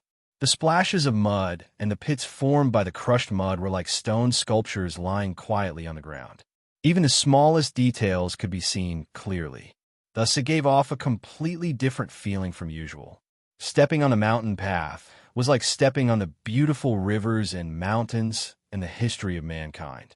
Since the mountain was still there, the top and the cliff were naturally still there, but it seemed to be reorganized by some kind of power and became a new existence. The cliff stones were broken into white powder, and it was as fine as the beach of the South Sea. Only a poplar tree was intact and stood there alone.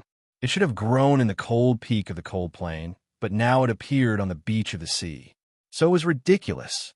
She was kneeling on the edge of the cliff and was constantly putting the remaining ashes on the ground into 2 urns beside her. Her little hands were very carefully, and her slender fingers were gently digging the cracks on the ground. She gently scraped the edges of her palms, and then she held the urns carefully. She pursed her lips, but did not cry. She opened her eyes widely and repeated the action mechanically and numbly. Even her bright eyes were not filled with sadness. This was the first scene that second brother and Chun Pippi saw when they reached the top of the mountain. This scene would stay in their hearts for a long time and make them support the protagonist of this painting in some aspects without any reason. Walking to the edge of the cliff, second brother looked at the floating clouds in front of him and reached out his hand to feel the 2 auras that were about to completely disappear. He glanced at the little handmaiden whose skirt was hanging on the ground and said, "Let them stay here. This is my teacher." Sang Sang shook her head and said, pointing to the new urns. She pointed to the old urns and said, "This is young master's teacher." Then she lowered her head and said, "Young master must want to know what my teacher looks like, and he must want to see his teacher again. So I have to bring them back to young master, and I can't let them be blown away by the wind." In the Taoist hall deep in the Southern Gate Temple, Li Qingshan, the nation master of Tang, stared at the reflection on the dark-colored Polonia floor in a daze. He did not notice how pale and haggard his face was, because at this time there was only that wretched and ridiculous face in his eyes. He knew that he would never see that face again. Although he sometimes felt helpless and even a little tired of that face in the past years, he still fell into great sorrow at this time. Was it because of his senior brother's slutty behavior? Or because he was always like a child in front of him? Li Qingshan looked at the reflection on the floor and smiled bitterly. People only knew that he was the nation master of Haoyan South School Temple, but few people knew about his senior brother. However, it was his senior brother who helped him block Liu Bai's sword. Now that the great divine priest of light came to Chong, and it was still his senior brother who stood in front of him. "Master, drink the medicine." He Mingqi raised the medicine tray over his head. He knew that his master was very sad at this time, but as a disciple, he had to protect his master's health especially at such a sad moment. Put it down. Li Qing-shan restrained his pain and said in a slightly hoarse voice, I'll drink it later. He Ming-chi put down the medicine tray and silently withdrew from the Taoist hall. Outside the doorway, he picked up the yellow paper umbrella and tucked it under his armpit. After a few steps, he was surrounded by the Taoist priests and nuns in the snowy garden. The death of Master Yin Sei might not cause a ripple among the people, because not many people knew his name. However, these Taoist priests of the Southern School were different. Their faces were full of sadness and anger. A Taoist nun asked in a trembling voice, how could that person hide in Chang'an for so long? It was still snowing outside the courtyard of the military ministry. The sky was gloomy, as if Hao Yin was angry. The atmosphere in the room was depressed, like the gloomy sky. The generals' faces were full of anger and shame. How could that person hide in Chang'an for so long? The one who asked in a low voice was Defender General of the State, Su Shi of the Tang Empire. After receiving the secret order from His Majesty, he returned to Chang'an and at an unimaginable speed. However, when he entered the city gate at noon, he heard the shocking news. Among the military generals who had the qualifications to cooperate with Master Yin Sei, now he was the only one left in the whole world, the first person in the military of the empire. So this news made him angry and more painful. Defender General Su Shi's face was so gloomy that it seemed to drip water. He looked at the crowd and said in a cold voice, just this morning, one of the pillars of the Tang Empire fell. I don't care who the enemy is. I only know that His Majesty gave you dozens of days, but you failed to find and kill him. The generals in the room lowered their heads. Some wanted to refute that it should be the negligence of the Imperial Center administration. However, facing the angry face of Defender General of the State, Su Shi, and the strong sense of honor deep in their hearts as soldiers of the Tang Empire, they didn't say anything. Don't try to shirk the responsibility, unless you forget your identity. You are soldiers. The land under your feet is the capital of the Tang Empire, Chang'an. Therefore, you have the obligation to ensure the safety here. Instead of letting a person old enough to be your grandfather take the risk to fight. He looked at Defender General of Huaihua and said sternly, why didn't you take the initiative to attack at that time? Defender General of Huaihua stood up, lowered his head, and said shamefully, His Majesty strictly ordered to ensure the safety of the residents of Chang'an. If we used the armored black cavalry, it would be too shocking.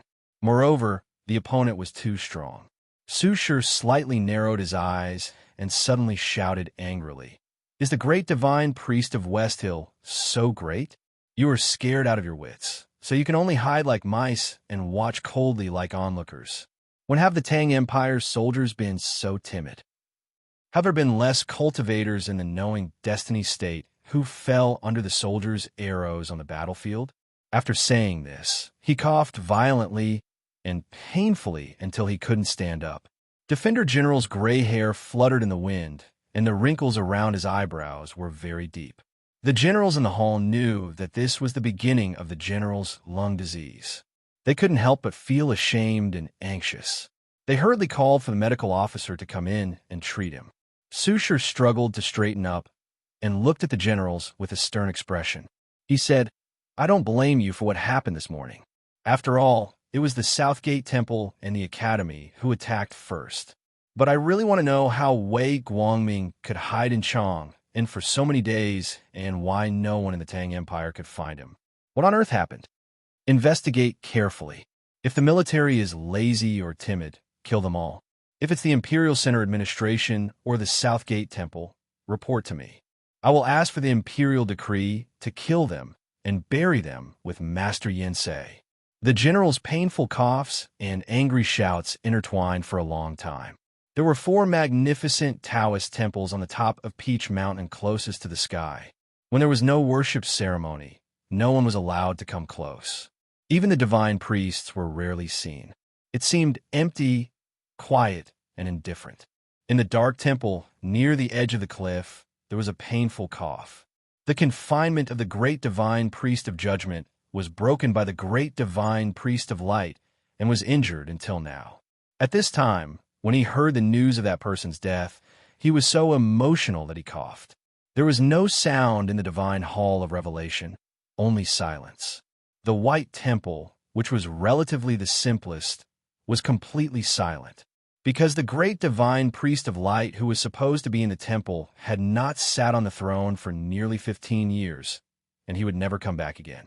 A sigh was heard from the pristine white divine hall at the highest point. It was a soft sigh, but it resounded throughout the Peach Mountain like thunder. Then it became silent all of a sudden. After an unknown period of time, the majestic voice rang out again. How can the successor of light wander in the mortal world? He should be taken back to Taoism. On a nameless island in the far south, a Taoist in indigo stood on a high reef, silently looking at the boiling sea in front of him. He had been watching the sea here for many days, but he did not know what mysteries he had seen. One day, he felt something and turned to look at the mainland. He frowned slightly and said softly, "What on earth did you see? How much of your light will the successor you have found be able to inherit? How much lucky chance does he have? Is this wine? Does it deserve to be called wine?" In a small remote county of Gushan Commandery, an extremely angry voice sounded in an inconspicuous wine shop near the street. The one who shouted hoarsely and accused the bad tavern was a tall old man whose face was completely red. He wore a purple lambskin robe and a black overcoat. The material seemed to be extremely expensive, but it was unknown whether it was because it had been weathered for a long time or because of other reasons. But the old man always felt a little old when he wore it. The wine shop owner was a very strong middle-aged man. He stared at the old man in front of him and spat on the ground fiercely. He said disdainfully, "This is the most famous Zhejiang double distilled wine in Gushan Commandery. What? You have a problem with that?" The old man angrily lifted the wine bag in his hand and spat everywhere. He said, "Do you think I have never drunk good wine? How can Zhejiang double distilled wine be as bland as your wine?" The wine shop owner stared at him and pushed him away. He scolded, "I'm giving you face because you are a little old. Don't take it. My double distilled wine is so bland. What can you do?" The old man trembled with anger. He rolled up his sleeves and was ready to step forward. He shouted, "I can tolerate the taste of chicken soup stewed into white vinegar, but how can I neglect the wine? If I can tolerate it, I can't." After a moment, the old man was beaten out of the wine shop. His originally meticulously combed hair was now a mess, and the black cloak on his body was torn into several large holes. He looked extremely miserable. The old man stood on the street and shouted at the wine shop, "Country bumpkin, I have to wait for the old man to come out before I dare to come out. You filthy things don't even know the principle of respecting the old and respecting the wise." How could a shop that sold fake wine understand such a profound principle? Immediately, a few shop assistants carrying sticks rushed out. The old man screamed and ran away with his head in his hands. He ran faster than the young people. Even though he ran in a hurry, he still held the wine bag tightly in his hand. It seemed that even the worst wine was better than nothing. He ran out of the county and came to a dilapidated Taoist temple. An old yellow bull was eating grass in boredom. Probably because grass was not as delicious as fish or mutton, it was extremely tired and kicked its front hooves angrily from time to time. Seeing the old man run back to the Taoist temple in embarrassment, the old yellow bull raised its head and mooed, as if laughing at him. The old man opened the wine bag and drank 2 mouthfuls. When his breathing gradually stopped, he could not help but shake his head and sigh that people's hearts were not what they used to be. Then he walked to the stone steps of the temple and picked up a piece of firewood to dig into the ashes of the dying fire. 2 pieces of potatoes were dug out from the ashes and rolled on the ground. The old yellow bull walked over and looked at the old man attentively and affectionately. The old man was furious.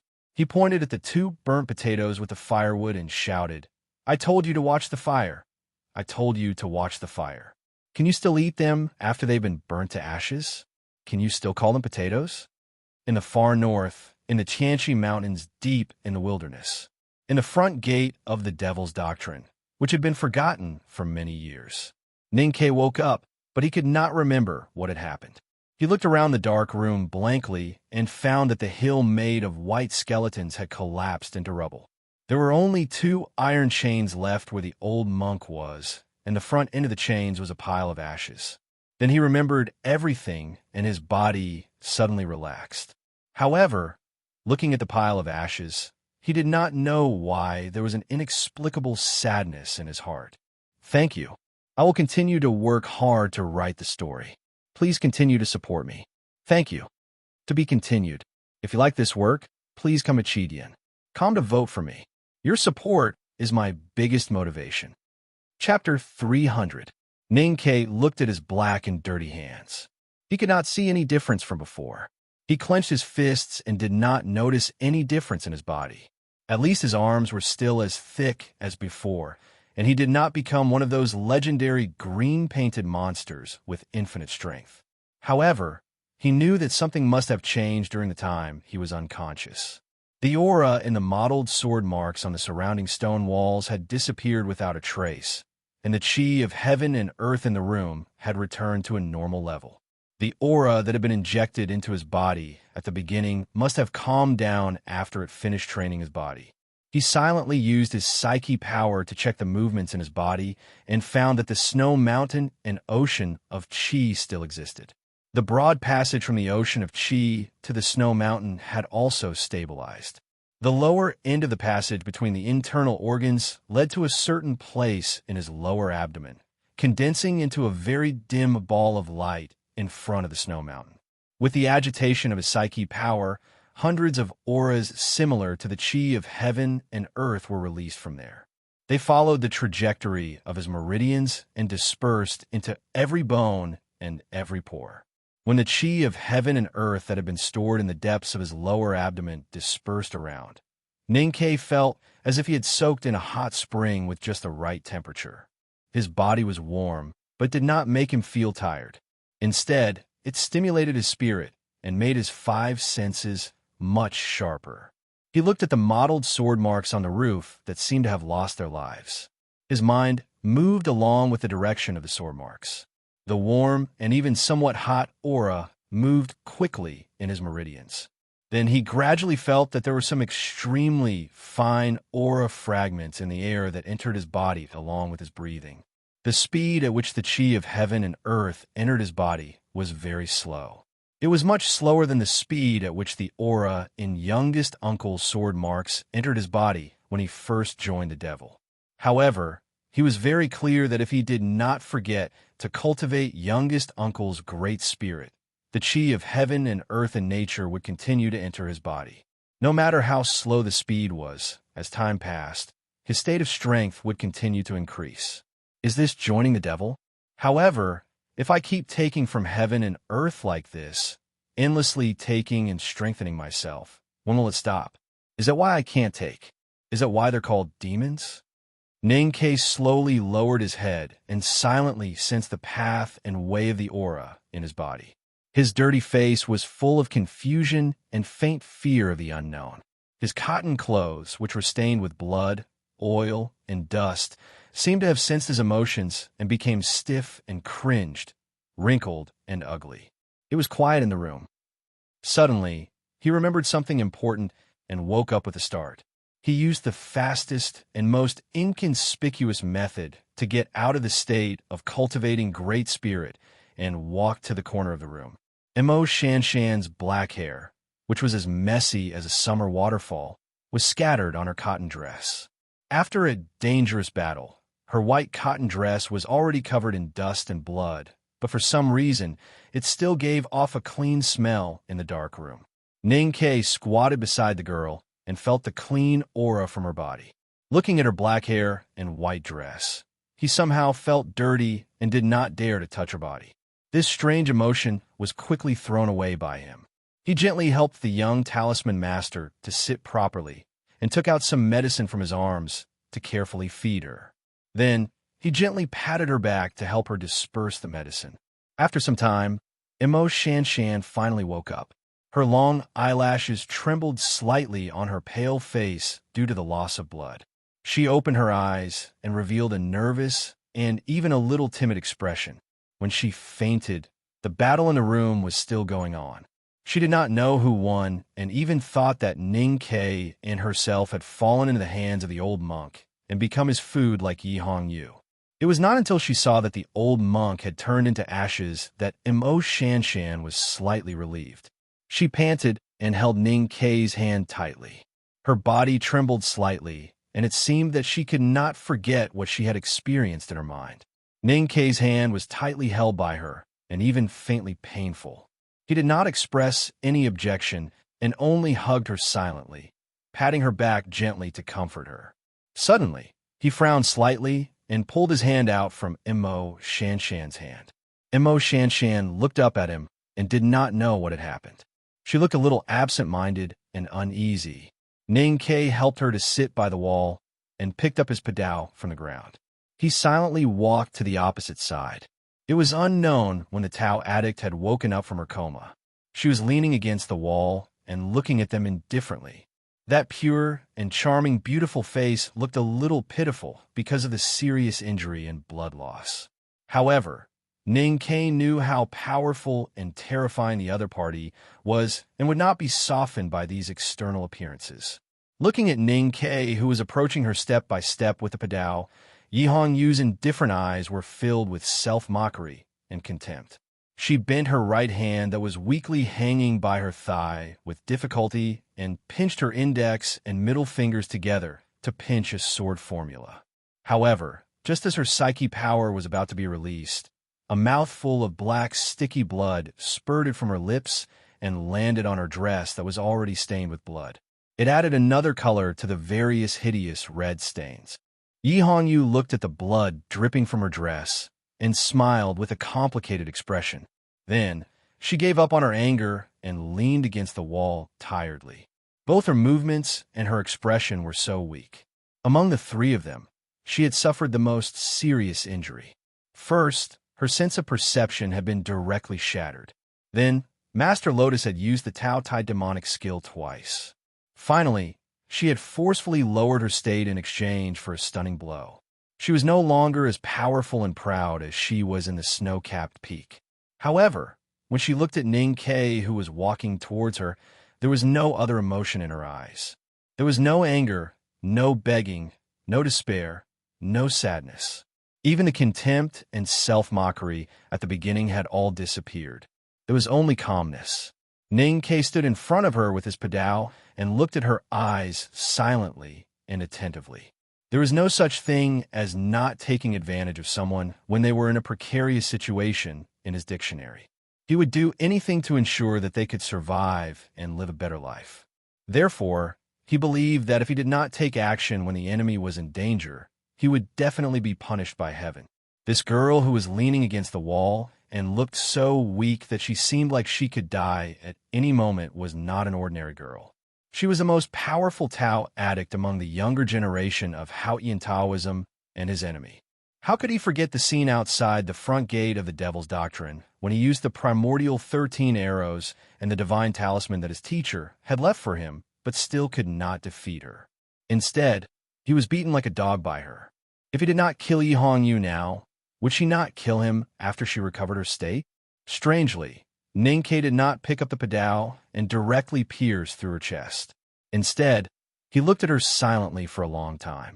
He looked at the two tragic and terrifying wounds on her shoulders and arms.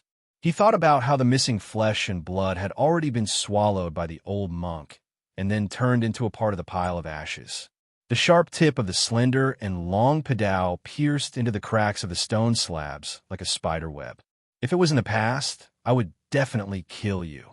Ning Ke looked at her and said seriously. Due to some very complicated reasons, he had made a difficult decision. It was because if the Tao addict had not risked her life, he would have died when he was comprehending the youngest uncle's sword style. It was because Mo Shanshan had whispered something behind him. It was because he did not care about the wrath of heaven. It was because he finally confirmed that she had fainted at the last stage of the battle and did not hear the conversation about joining the devil between him and Lotus.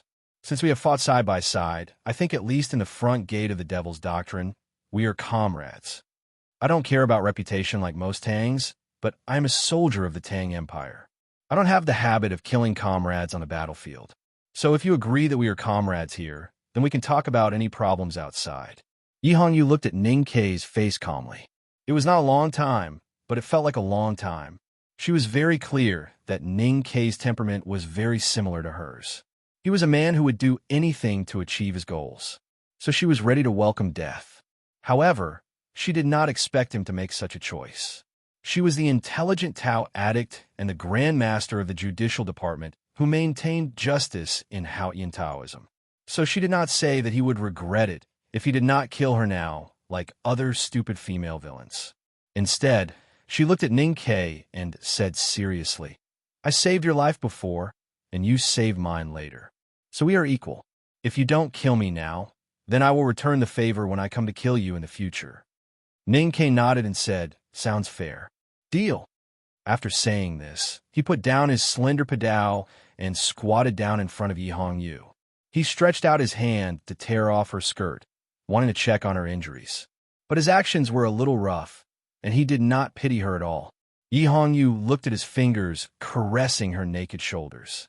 She frowned and could not help showing disgust in her eyes. But she said calmly, I know you mean well, but I hate men who touch my body. This is an uncontrollable instinct. If you're not happy, you can treat my disgust as joy. Ning Kei lowered his head and focused on the two horrifying wounds. He looked at the faintly visible white bones and shook his head. He did not care about the disgust in her eyes at all and said, It's not a good thing to be liked by you. You better hate me.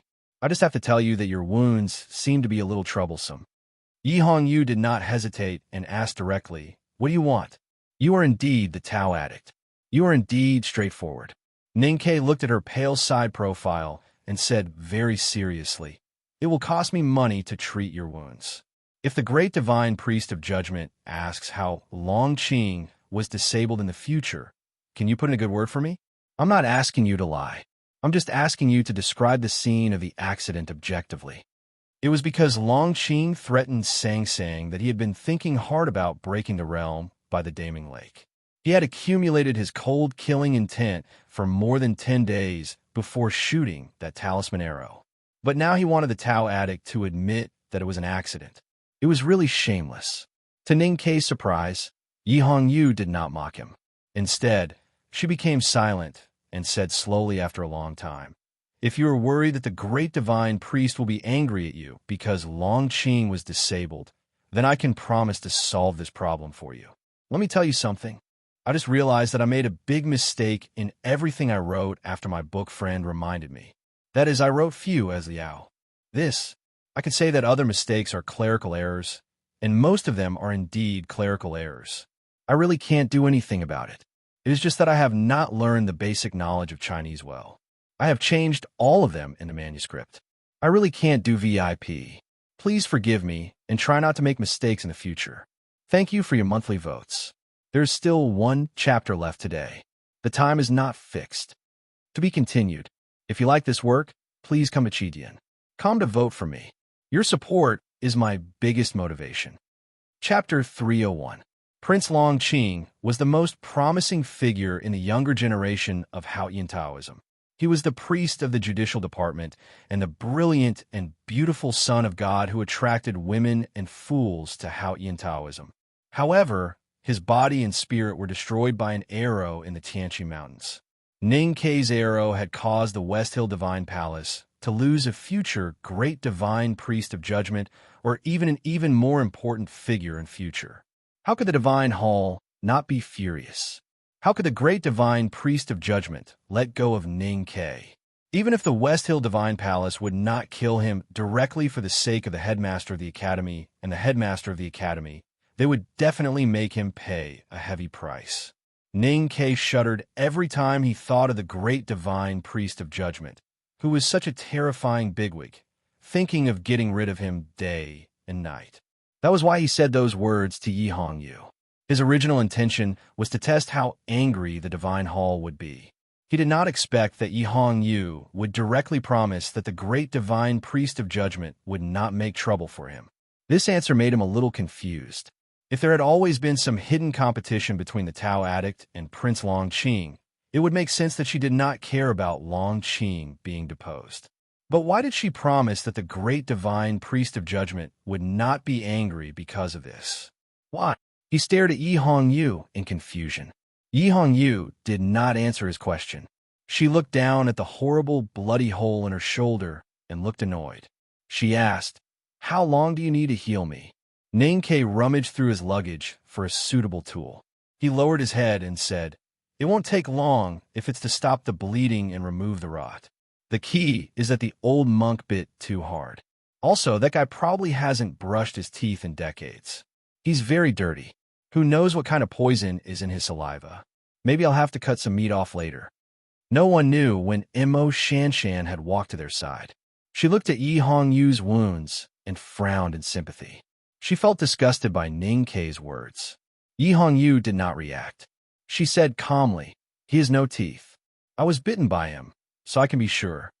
Ning Ke lowered his head and said, "Dirty and smelly saliva is also troublesome." Mo Shanshan could not help but interrupt weakly.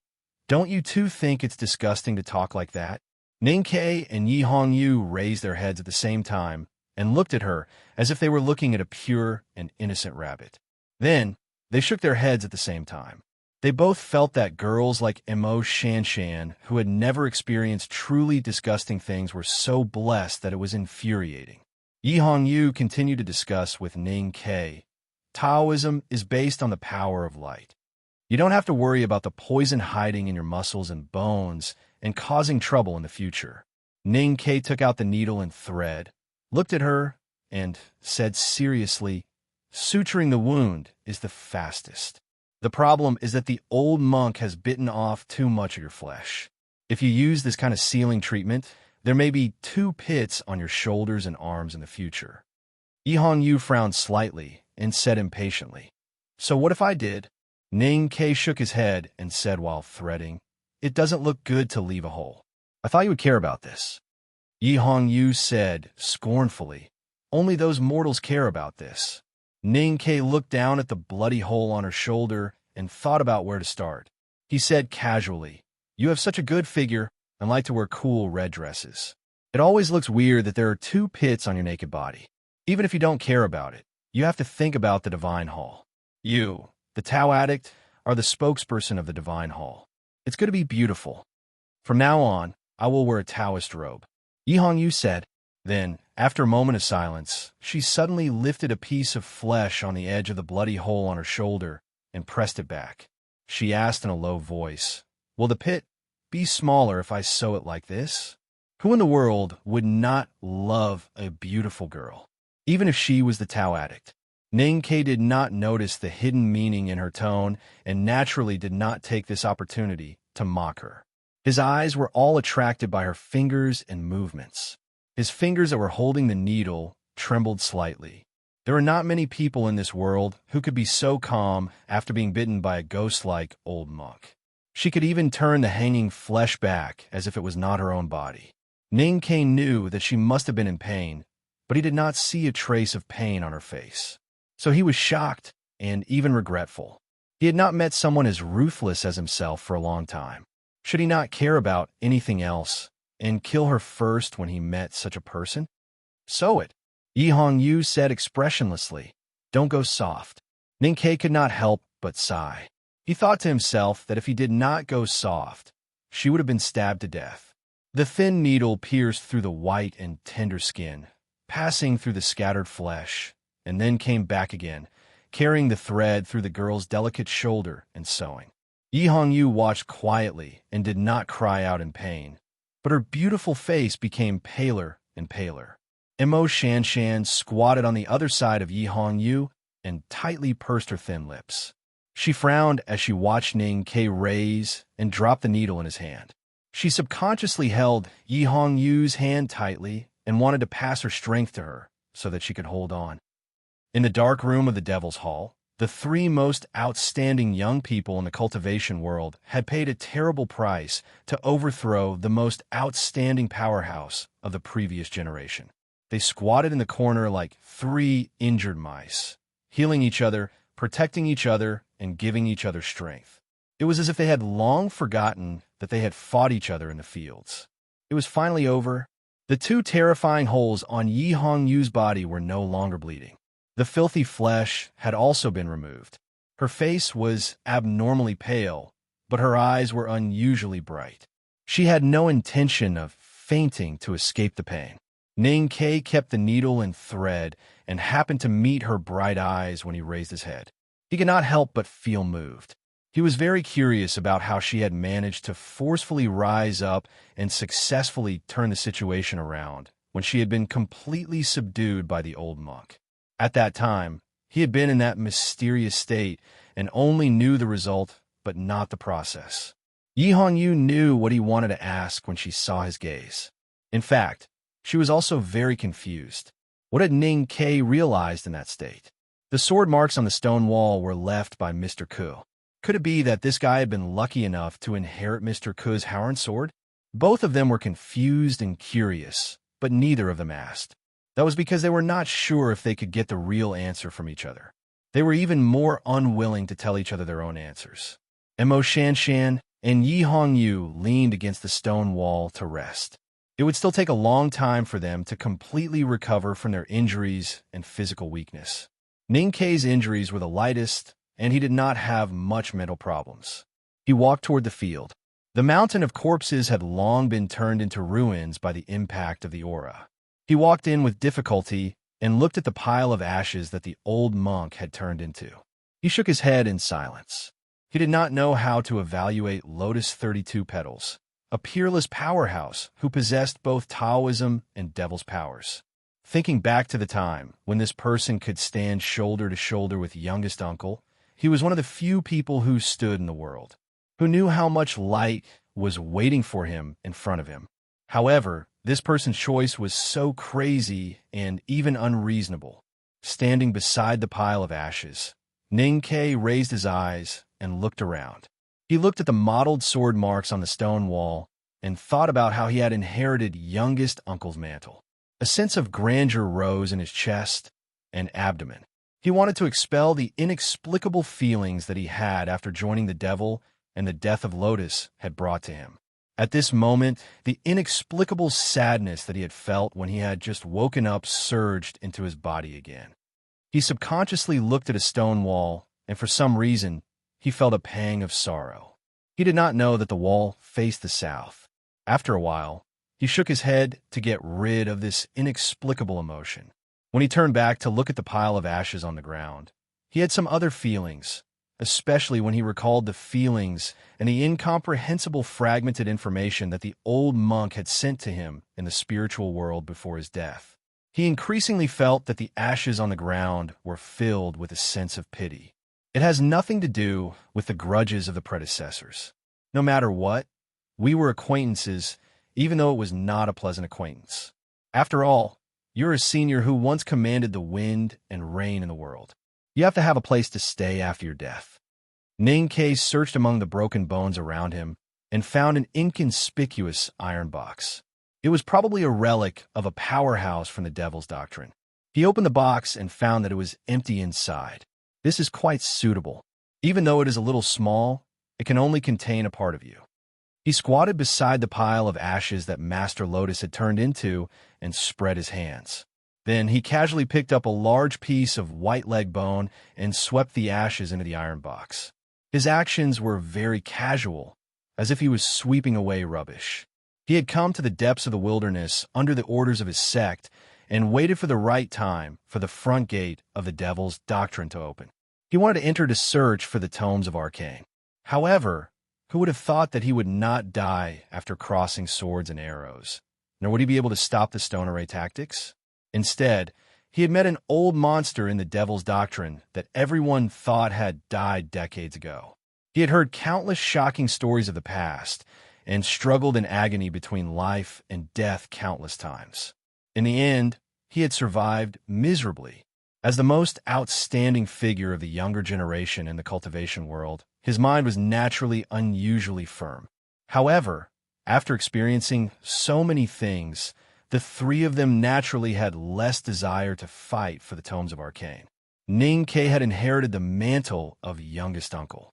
He was very satisfied to be able to bring the aura that had been away from home for a long time back to the academy. Yi Hongyu had been seriously injured both physically and mentally. She needed to find a place to rest and recuperate. She, who had come to the wilderness under the orders of her master to seek defeat, had finally been completely defeated. Moreover, she had found the only chance to win through her own willpower and determination. She was also very satisfied to be able to obtain such rare and precious experience and feelings. Mo Shanshan had cracked the front gate of the Devil's Doctrine and understood the array intent of the Great Blockage Formation. She had gained a lot. More importantly, she had finally bravely said those words to Ning Ke before the shadow of death. Even though both she and Ning Ke had forgotten about that moment. In fact, she was the one who was the most satisfied among the three. The following is a separate chapter. To be continued. If you like this work, please come to Chidian. Come to vote for me. Your support is my greatest motivation. Chapter 302. Ning Ke lowered his head and tidied up the luggage scattered on the ground. He asked, "Can you walk?" Mo Shanshan's face was thinner than usual, which made her look more delicate. She smiled bitterly. Yi Hongyu leaned against the wall tiredly and frowned. It was obvious that she could not walk. The main reason was that they were seriously injured, but there was another important reason why they were struggling to walk. Hunger. Their empty stomachs couldn't even make a sound at this point. Ning Ke sighed and said, "Why are we so hungry? How many days have we been unconscious?" Mo Shanshan shook her head and said, "I don't know." Ning Ke's palm landed on his abdomen and pressed down gently. He paused for a moment and said, "For days." Mo Shanshan squinted her eyes to see him more clearly. She asked in confusion, "You know that already?" Yi Hongyu, who had been silent all this while, suddenly interrupted and asked, "Are you always hungry?" Ning Ke was unpacking his luggage again.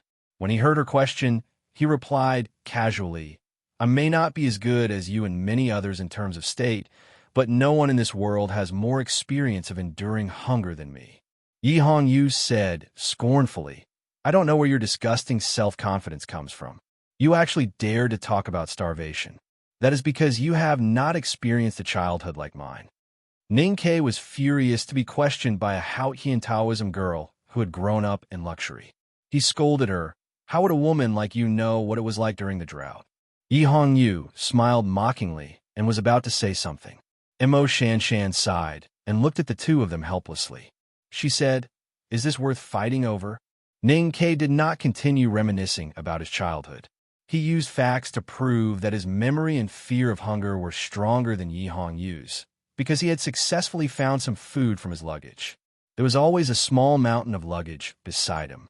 When the big black horse was present, the big black horse would carry it on his back. When the big black horse was not present, he would carry it on his back. No matter how dangerous the Tianqi Mountains were, no matter what kind of danger they faced, he would never abandon his luggage.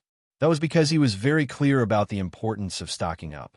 There were medicines, weapons, and sleeping bags that he had researched himself in the luggage. Of course, there would be food.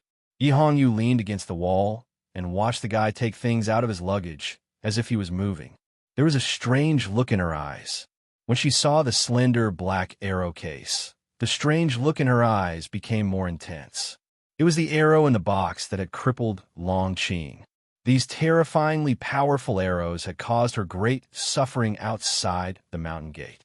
She did not know which sect in the world could actually cultivate arrows, nor could she remember when such a powerful arrow had appeared. She had been obsessed with Taoism all her life, so she was shocked and confused. She wanted to ask Ning Ke about it, but she knew that it must be his trump card to save his life, so she could not ask.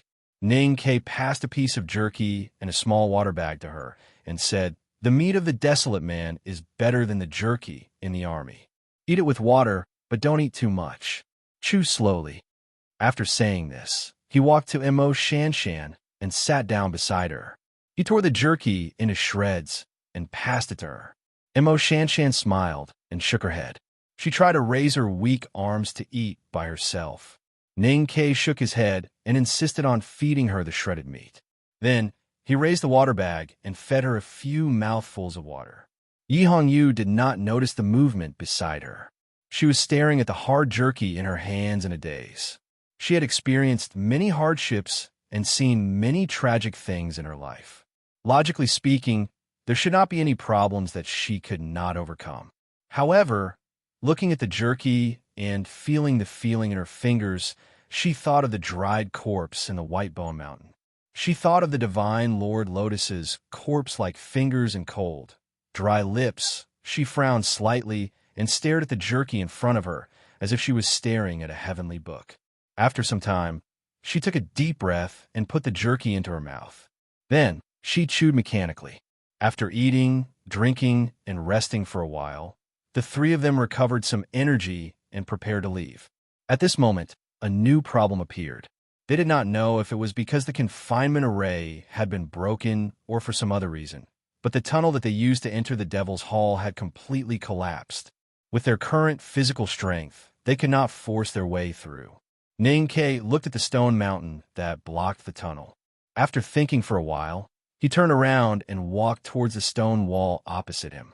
There were two iron chains deeply embedded in the stone wall. In the past decades, these two iron chains had locked Master Lotus here, causing him to suffer a rare pain and torture. However, now that the confinement had been broken and Lotus was dead, the iron chains only had some rust on them. The aura of the talisman had long dissipated, and they had become the most ordinary iron chains. Ning Ke held the iron chains with both hands and took a deep breath. He secretly released the aura deep in his abdomen and used all his strength to pull. With a loud bang, the stone wall collapsed and revealed a deep tunnel behind it. Yi Hongyu and Mo Shanshan supported each other and walked behind him. Yi Hongyu looked at the deep tunnel that seemed to have no end. She frowned slightly and asked, "How did you know that there was a tunnel behind that wall?" "I guessed." Ning Ke answered matter-of-factly. In fact, it was a vague feeling in his mind that he could discover that there was a tunnel behind the iron chains and the stone wall. He did not know where this feeling came from. He silently thought that it could be the effect of the information that Master Lotus had sent to his sense of perception before he died. The Devil's Doctrine is a place where one can only enter but not leave. To be more precise, after the Devil's Doctrine was destroyed, a kind of inhibition appeared and only left one exit. I believe that there are countless of such tunnels that will eventually lead to the same place. The feeling in his mind appeared again, and Ning Ke subconsciously said this. Then he was slightly shocked and fell into a long silence as he looked at the tunnel in front of him. At this moment, he finally understood that regardless of whether he could understand the information that Lotus had sent to him, it would appear and tell him what he should do when needed. A piercing chill took over Ning Ke's body. He looked at the deep tunnel in a daze and did not know what to say. What kind of state would be able to leave behind such a method? What exactly were those incomprehensible information fragments? Was it Lotus' impression of the world, or the cultivation method of the Devil's Doctrine? What would these bring to him? Yi Hongyu looked at his back and was a little shocked at his knowledge. No one in the Divine Hall should know that the Devil's Doctrine had such a strange setup, but he did. However, she naturally thought that it was the knowledgeable and omniscient headmaster who had told Ning Ke these secrets of the Devil's Doctrine. She completely did not connect it to the dead, divine Lord Lotus. The four sides of the tunnel were made of stones and looked extremely sturdy. It was deep and very dark. Under the circumstances where there was no light source, it was very difficult for the three of them to walk, even with their eyesight. Along the way, they passed by a few forks. The three of them tried to pick a random one and realized that their luck had finally improved.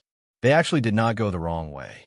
Standing in front of the cliff outside the tunnel, Ning Ke smiled bitterly as he looked at the bottomless fog beneath his feet. He thought to himself that this was not luck at all. It was obvious that there was an old ghost who loved to eat humans in the dark that was giving him directions. The fog was very deep, and they did not know what was below them. Judging from the distance that they had walked in the tunnel, the three of them should still be in the Tianqi Mountains. Ning Ke tied the heavy luggage on his body tighter and pointed to a tripwire that seemed to be in disrepair at the edge of the cliff. He said, "If you are not afraid, then we should go up." After the long tunnel, there was a long noose. The basket that was hung under the long rope was not big, but it was more than enough to fit the three of them. Listening to the sound of the wind whistling past the basket and seeing the fog that was within reach, the three of them gradually relaxed their vigilance. There was a faint light in front of the fog. Ning-Ke opened his mouth slightly and vaguely guessed that he had finally left the front gate of the Devil's Doctrine. He could not help but smile happily. Mo Shanshan sat quietly beside him and looked at him and smiled. Yi Hongyu used her fingers to gently comb her hair that was messed up by the mountain wind.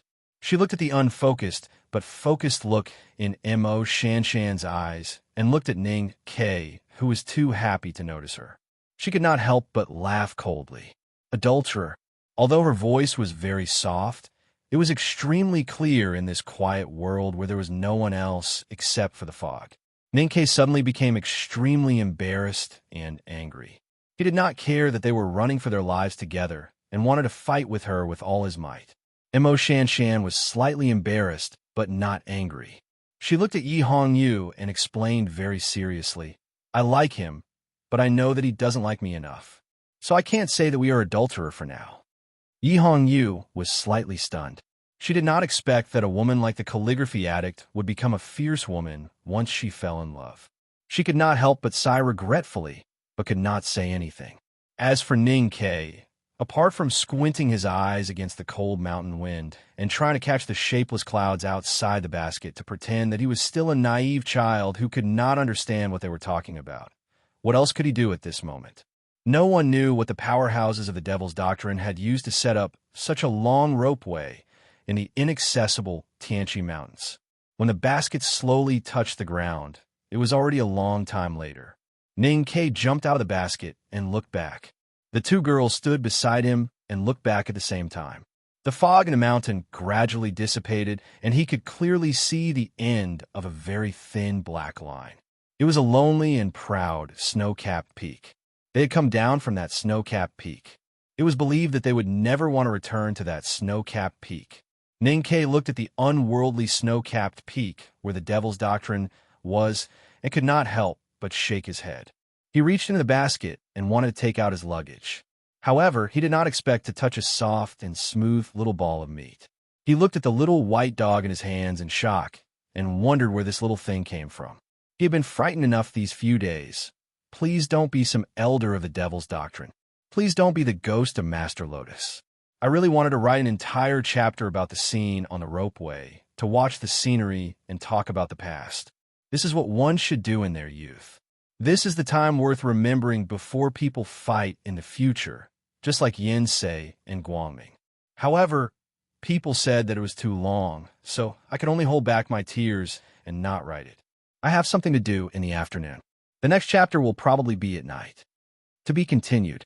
If you like this work, please come to Chidian. Come to vote for me. Your support is my biggest motivation. Chapter 303. The little white dog was very obedient and adorable. It looked at Ning-Ke innocently with its watery eyes. Ning-Ke stared at it blankly as countless thoughts flashed through his mind. Suddenly, the little white dog's watery eyes revealed a hint of pride. It opened its mouth abruptly and revealed its short but sharp teeth. It bit at Ning-Ke's wrist with such force that it seemed like it was going to bite off his hand. The innocent and adorable little white dog had turned into a ferocious and terrifying wolf cub in the next moment. It bit at Ning-Ke's wrist at an extremely fast speed, especially when it closed its teeth. It was so fast that it could not be seen with the naked eye. It was almost as fast as lightning. If Ning-Ke was bitten, his flesh and bones would definitely be broken. This sudden attack was insidious and sudden. If it was an ordinary person, they would not be able to escape the lightning-fast bite. However, Ning-Ke had been dealing with dangerous prey all his life. He was the most sensitive to the movements of these beasts and the most alert to the dangers in the forest. How could he fall for this trick? When his fingertips touched the dog's neck, he felt a slight build-up of strength. He reacted and shoved his right hand into the little white dog's mouth. Then he mercilessly went in, as if he wanted to shove his entire arm into the little white dog's stomach. Then his fingers found a soft piece of meat in the sticky mess and pinched hard. The little white dog let out a stifled howl. Everything from its mouth to its throat was stuffed, leaving no space for it to move. How could it still bite down? The intense pain in the depths of its throat caused its round body to tremble violently.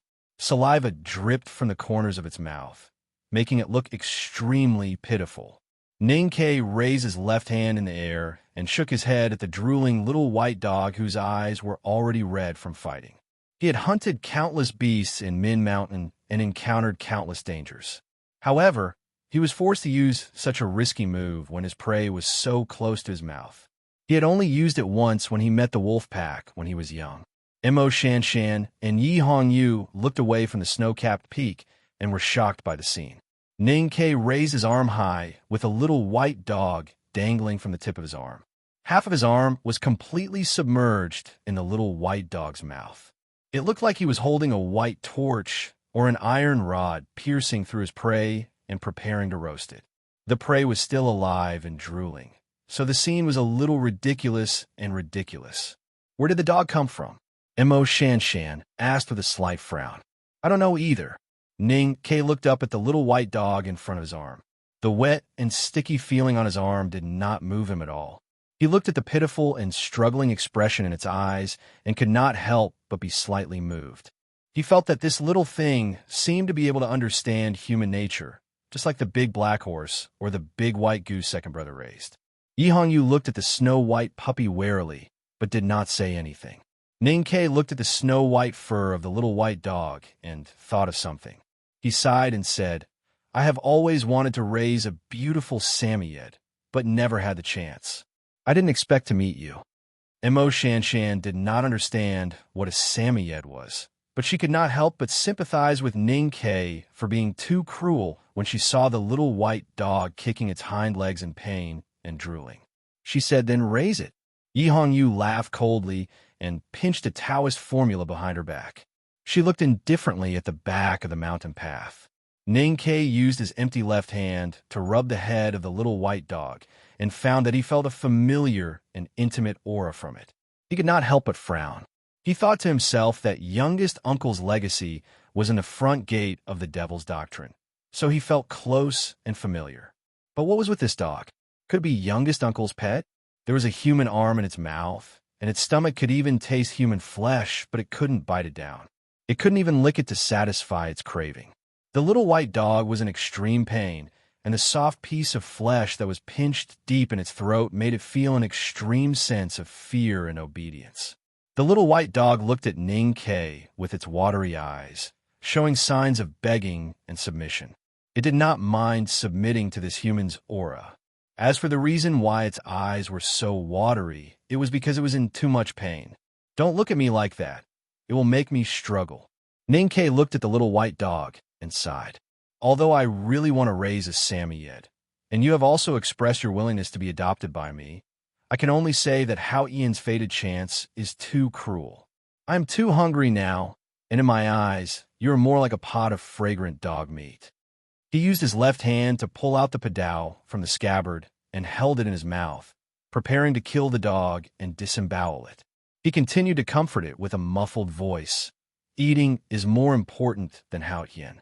If someone like Master Lotus wants to live, he has to eat human flesh every day. So what if we eat a few pieces of dog meat? He suddenly remembered that this seemingly cute little thing was the easiest to deceive young girls. He had forgotten to ask for the two girls' opinions. He took down the padao with one hand and held the dog with the other, saying, "We need live food." And Mo Shanshan could not bear to watch and turn around. Yi Hongyu's eyes flashed with excitement and asked, "Do you do this often?" Ninkei waved the padao and said proudly, "Don't talk about killing dogs. I got tired of eating wolves in Min Mountain." When the little white dog that was suspended in his hand heard this, it realized that this fellow was actually a bloodthirsty pervert who dared to eat wolf meat. It was instantly scared out of its wits and lost its last hope. Its soft body stiffened like a block of wood. Ninkei did not care whether the little white dog was as gentle as a cat or as stiff as a rock. He had eaten everything in his life, and he did not believe in the idiotic theory that prey would secrete poison to make the meat unpalatable due to fear before it died.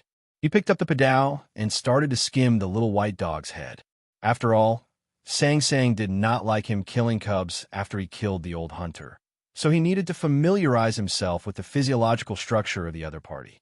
At this moment, an extremely angry roar suddenly sounded from the rope that was hidden behind the thin fog. Because of the long distance and the rapid approach of the voice, the clear and angry voice was compressed into an even sharper voice. Who dare move me of? When the clear and angry voice sounded, it was obvious that the person was still far away in the depths of the valley. When the word move was said, the person was already in the clouds diagonally above them. When the word of was said, the person was already very close to the three people on the ground. The clouds were disturbed, and a large area was broken in an instant. Then, like a stone falling from the sky, a figure jumped down from the rope diagonally above and jumped towards Ning Kei's position. Ning Kei carried the little white dog and looked back into the fog. He looked at the graceful figure that was so fast that it did not seem like a mortal. He was stunned and thought, could a fairy really fall from the sky? However, when the old leather boot expanded rapidly in his field of vision and approached his face with the terrifying sound of the wind, he finally understood that it was not a fairy that fell from the sky, but someone who wanted to kill him. There was a whistling sound of sword. Yi Hongyu had been on guard against the appearance of the person and had secretly accumulated her psyche power for a long time. Just as the figure was about to hit Ning Kei, she released the Taoist formula and an invisible sword style pierced towards the figure. The person who jumped down from the fog snorted and made a cross with his fists in front of him. He had actually used his own body to forcefully block Yi Hongyu's sword that she had been preparing for a long time. His body suddenly somersaulted a dozen times and then landed heavily on the ground. With a muffled hum, the valley was filled with dust and dust. The dust gradually settled, and the figure of the person was revealed. It was a little girl wearing a fur coat. She wore an animal skin hat on her head, and a beast's tail was wrapped around her collar. Judging from her figure and the exposed eyes, she was definitely still very young. Two extremely long black braids hung down behind her and swayed gently. She knelt on the ground on one knee, and there was a deep pit on her knee. However, there was no pain on her face. Both her knee and her petite body were as stable as a mountain, and it was impossible to tell whether she was injured or not. The little white dog in Ning Kei's hand struggled violently the moment it saw the little girl. Ning Kei did not have the patience to pay attention to it at this moment, and shook it hard a few times, almost causing it to roll its eyes. He focused all his attention on the little girl who knelt on the ground on one knee and was dumbfounded by what he saw. He could not understand how someone in this world dared to jump from such a high place and use her arms to block Yi Hongyu's sword and fall to the ground pathetically without any injury. After a while, the little girl stood up. Her two thick and long black braids swayed again with her movements. She looked at Yi Hongyu, and her clear eyes that were not covered by the beast's tail revealed a shocked and puzzled expression. What happened to you in the front gate? How did your power drop so much? I clearly saw that you had entered the knowing destiny state on the snow cliff. Why are you only at the see-through state now?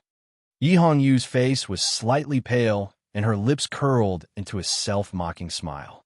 However, she did not answer the other party's question. Ning Kei glanced at her. He had many doubts during the painful battle with Master Lotus in the Devil's Hall and had vaguely guessed a possibility. It was only now that he had received confirmation from the little girl. He could not help but be shocked as he finally understood that Yi Hongyu had paid such a painful price. Positive emotions such as shock, gratitude, and admiration had never stayed in his mind for too long. Ning Kei could tell that the little girl who had fallen from the sky obviously had a grudge against the Tao addict. Naturally, he would not stand at the front and bear the brunt. He silently walked behind Yi Hongyu. His movements were so casual and natural that it was impossible to tell what he was thinking. Yi Hongyu looked at the little girl indifferently and said to the two people beside her, "This demoness from the Devil's Doctrine is called Tang Xiaodang. Don't think that she is easy to deal with just because she is young. If the devil's doctrine had not been destroyed back then, she would have been the saintess of this generation. This girl does not dare to fight with me face to face. She is very cunning. Tang Xiaodang was already angry when she heard her mention the pursuit in the Tianqi Mountains. She retorted angrily, "If you did not use those dirty tricks, I would have fought with you." Yi Hongyu smiled slightly and did not want to continue the discussion. However, this attitude made Tang Xiaodang feel even more angry and unfair. The little girl's face that was exposed outside the beast's tail started to blush. Ning Ke had heard that the other party was the demoness from the devil's doctrine. However, he did not think that there was anything demonic about her except for her demonic abilities. Looking at the little girl's blushing face, innocent eyes, and long black braids, he suddenly felt that he had heard someone describe such a girl before. However, he could not remember where. The situation on the monthly votes list is a little tense. If you have extra monthly votes in your account, please support us. Thank you very much. To be continued. If you like this work, please come to vote for me. Your support is my biggest motivation. Chapter 304. This title doesn't mean that I'm not a serious person. I never do serious things. It's just that the things I'm going to talk about today are more serious. First of all, the simplified version of Shoegaze had been officially published. Moreover, it had started to be widely distributed. Of course, those who had read it would know that it was a very good novel. If everyone wanted to read it on paper, they might as well buy the original version. Those who haven't read it should subscribe to the electronic version first, then buy the original version and read it in bed. I'm a serious person who never lies. It's really good. The Xinhua bookstores should be putting it on the shelves now. Dang Dang Zhuiyue and Taobao have also officially started selling it. When I have some time in a few days, I'll sort it out. I'll post it in the book review section or a single chapter. It's actually very easy to search for it. I know that many readers have already gotten the first episode of Rising Tide. I like to express my sincere gratitude and remind everyone to make sure that it's published by Wuhan Publishing House. Don't buy pirated copies. Also, don't forget to give it 5 stars and give it a good review. Don't worry, Taiwanese friends. Rising Tide will be released soon. I'll show off then. Then about the time. Tomorrow is Saturday. I'll keep my good tradition and take a vacation. Don't sigh and laugh at me. I'm not the kind of person who has to show off. I'll take a day off tomorrow. In fact, I'll have to write at night. I'll return to Hubei the day after tomorrow, which is the 6th. I won't be able to write if I'm delayed on the road. I'll be very busy these days to ensure that there will be more updates on the 7th. I'll do my best to write. If I can't, I'll let everyone know. I'm most worried about the cat and dog. I'll entrust the dog to my friend, Dr. Jiang. I'll also entrust him to feed the cat at home every 2 days. It seems that Little Black's weight loss plan is within reach. I'll thank him here. My leader can only stay in Hubei for 3 days. It's very tiring. I'm sure she'll be exhausted. Her plan, for my annual party and work, she'll have to put in a lot of effort. I'll thank her here. Let me thank you very seriously. In the past, I loved and wanted to avoid the monthly votes list. One of the reasons was that this matter could easily cause gossip and unhappiness. However, my dears have voted so many monthly votes. You are as nervous as I am, but you are so gentle and lovely that you do not criticize other books and authors. It wasn't easy to keep my emotions in a state of excitement and moderation. Of course, I also have to thank the other book friends. No matter if it's the fatty ear root, the Shota tomato, or the Uncle Moongate, they're all so gentle and considerate to me. I blew a kiss. Thank you, everyone. I hope that no matter what happens to the votes, we can still be happy. Let's go on living decently, not decently. Let us all go on writing seriously and reading irregularly. Finally, let me say something serious. I'm trying to get monthly votes. If you still have monthly votes, please vote for Nightfall. Right now, both I and this book need your support. The fat but not lazy serious cat waved his paw and saluted. To be continued. If you like this work, please come to vote for me. Your support is my greatest motivation. Chapter 305. Tang Xiaodang looked at the 3 people in front of her and scratched her head in distress. She felt very troublesome. She followed her brother outside the front gate and watched the three people enter the Holy Land. Then she lost track of them. She did not expect to meet them in the valley, and it was obvious that the three were no longer enemies. Although she was confident that she was not weaker than them, she did not think that she was strong enough to fight against the Tao addict, the calligraphy addict, and the core disciples of the headmaster. When they left the Holy Land and passed through the long and complicated passageways, Little White, who had been following her, suddenly went missing. She searched for it for a long time and finally jumped down with the hope of being lucky. Unexpectedly, she heard someone talking about how to kill Little White and eat it. Her joy was immediately replaced by anger. She was hot-headed and jumped down without caring that she was high up in the sky. Then she was attacked by Yi Hongyu's Taoist sword. For reasons unknown to her, Yi Hongyu had inexplicably fallen from the knowing destiny state to the see-through state. That attack did not really hurt her, but her body, which had inherited the bloodline of the desolate, was very strong. After all, she was not a stone. She still suffered internal injuries from jumping from such a high place, but it could not be seen on the surface. Tang Xiaodang shuddered. Only now did she understand the danger she had been in earlier. She had almost fallen to her death. She thought that if her brother knew that she was so muddle-headed, he would be very angry. She subconsciously pulled down the animal hat on her head and stuck out her tongue in fear. Her little face looked even more adorable. It seems that you have encountered a lot in the Holy Land. The Holy Land is our holy land. It is not a place where you outsiders can enter. I won't bully you because you are injured. Don't bully me because I am outnumbered. Tang Xiaodang thought that her hasty decision was very smart. Anyway, she was going Chong, and to be the disciple of the headmaster of the academy. She could not kill Ning Quebec. She said with a childish voice, "The road is facing the sky. Let's go our separate ways." Ning Ke stood behind Yi Hongyu and said before she could speak, "Heroine is right. Let's say goodbye." He was very clear about the real situation of the three of them. They had been tortured by the old monk who ate human flesh for such a long time. No matter if they were the calligraphy addict or the Tao addict, they were now very weak. How could they fight with a girl from the Devil's Doctrine who was full of vitality? Only an idiot would make such a choice. The girl from the Devil's Doctrine looked very cute, but Ning Ke wanted to stay as far away from her as possible.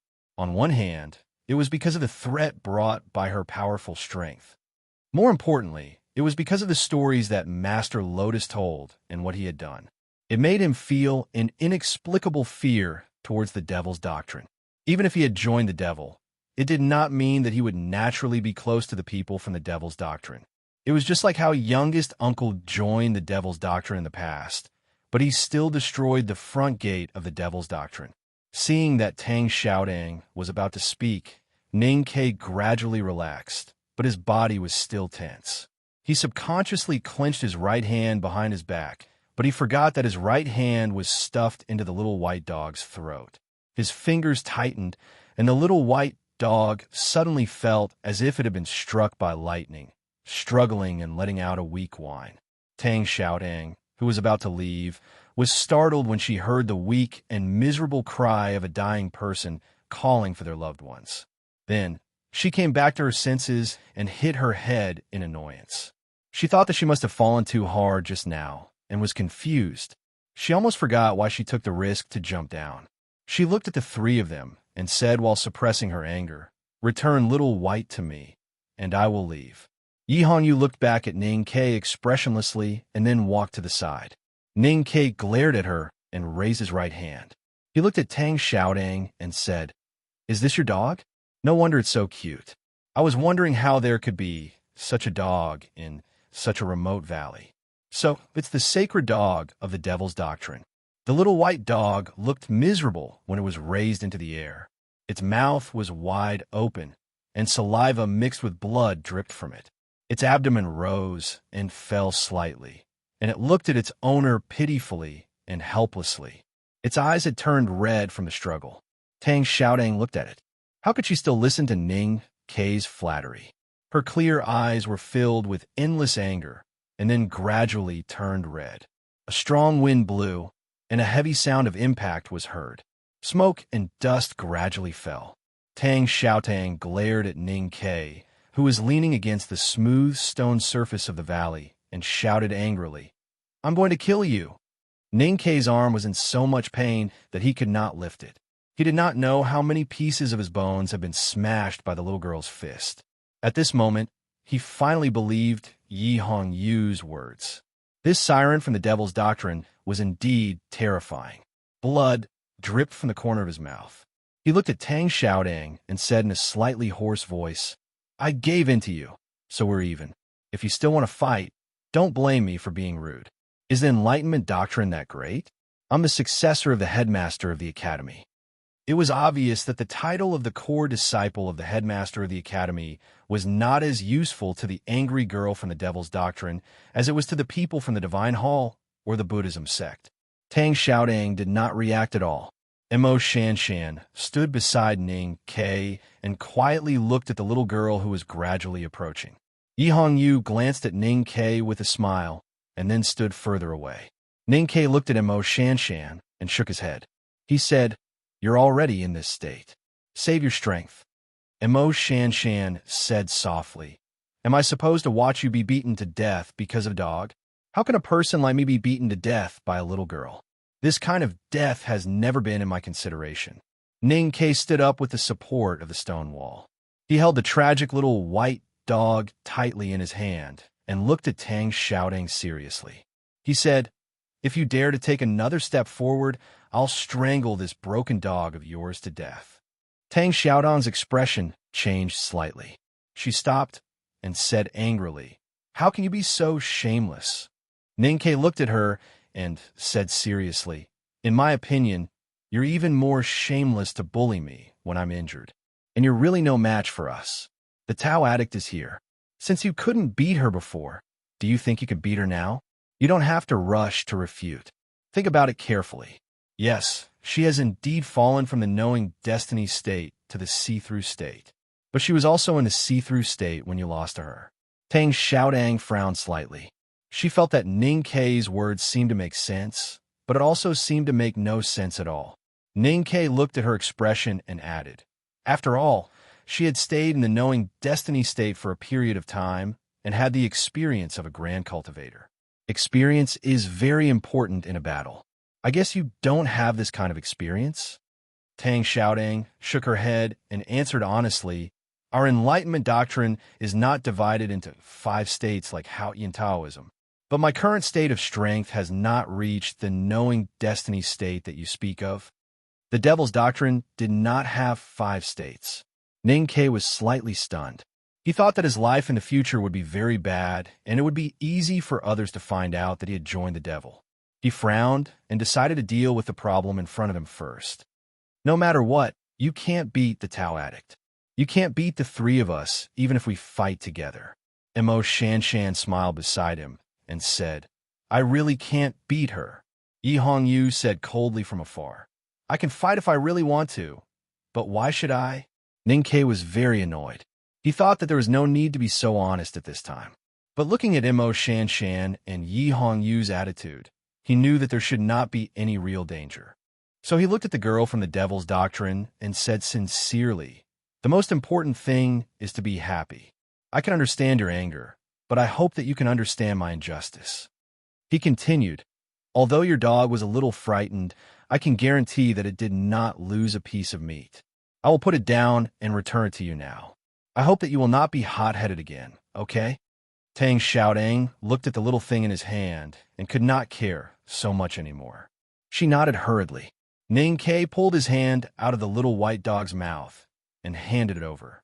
Tang Xiaodang hugged Little White happily and kept stroking its white fur to comfort it.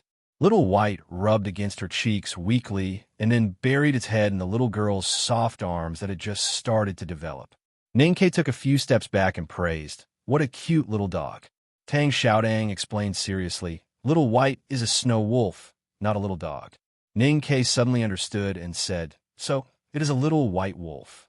At this moment, the little white wolf in the arms of the girl from the Devil's Doctrine secretly looked up at him.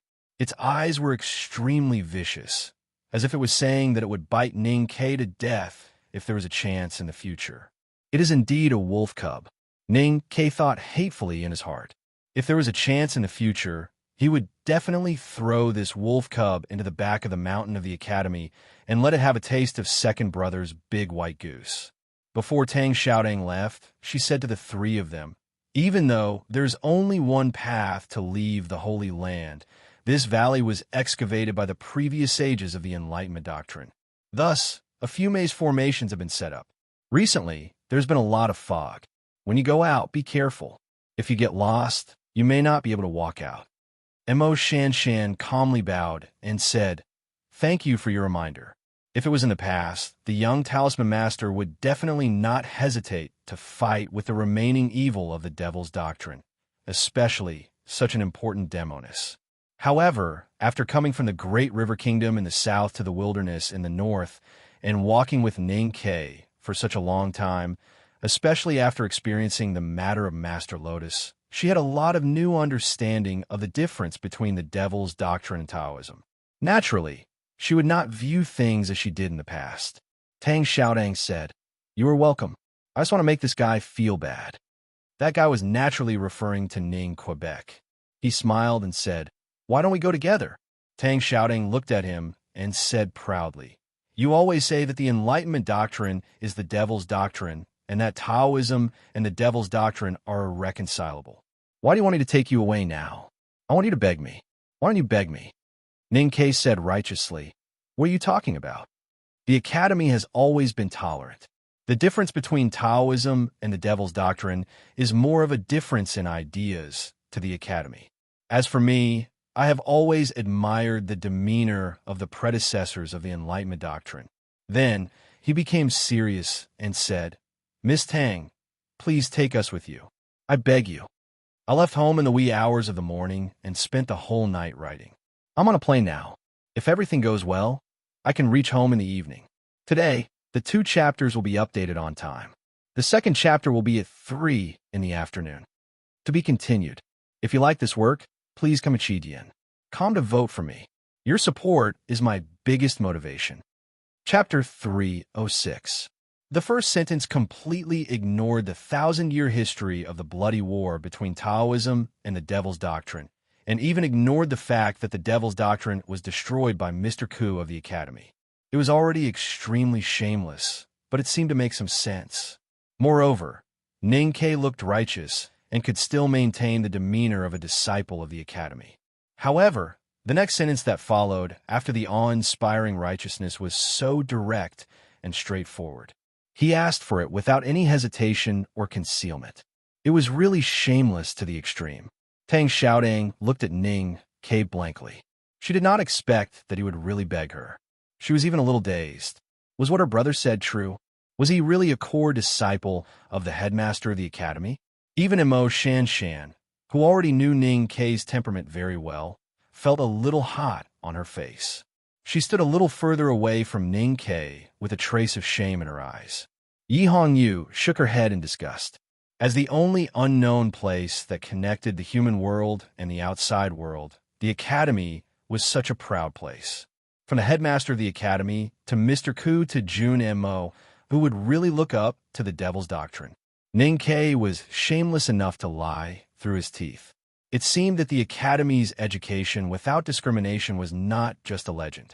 Actually, Ning Ke did not need the girl from the devil's doctrine to lead him out of the Tianqi Mountains. With the incomprehensible aura and fragments left behind by Master Lotus, he might be able to follow his intuition and walk out. He had used this method to bring Mo Shanshan and Yi Hongyu out of the devil's doctrine. However, he did not want to try again, because finding the right path in those deep passages could be attributed to luck, but if he was lucky too many times, it would easily arouse suspicion. "Miss Tang, where are you going?" Ning Ke asked. Tang Xiaodang replied, "I'm going south." The south was a very broad concept, especially since they were in the bitterly cold Tianqi Mountains in the extreme north of the continent. No matter where they wanted to go, it seemed that they had to go south first.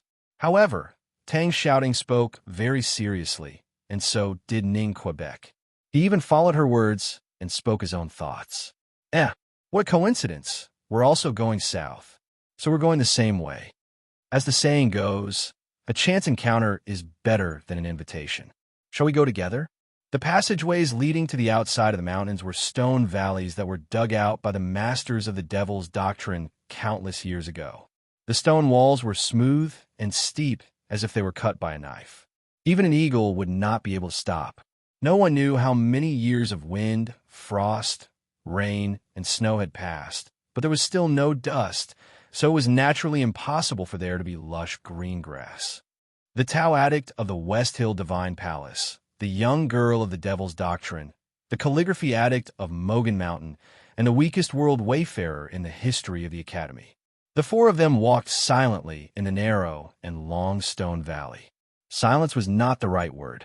In my opinion, we, the young generation of the cultivation world, cannot repeat the mistakes of our seniors.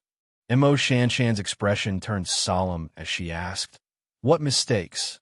Fighting as soon as we meet? What's the point of fighting? When I'm free, I'll hide in the mountains and cultivate. If I see him, I'll just greet him and chat. Isn't that better than anything else?"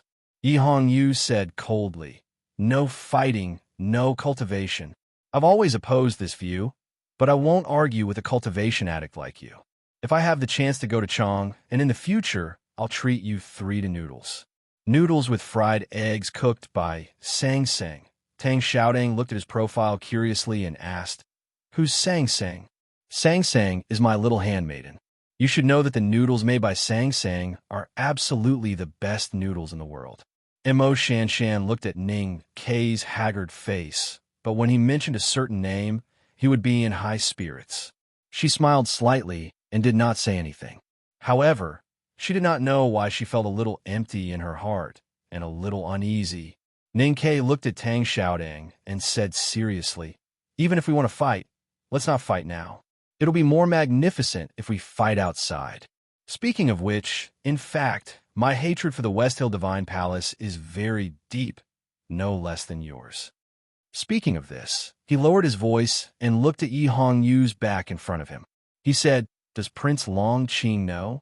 Tang Xiaodang was infected by his expression, and her voice came out from the beast's tail. She whispered, "I know. I saw you shoot through him with 1 arrow.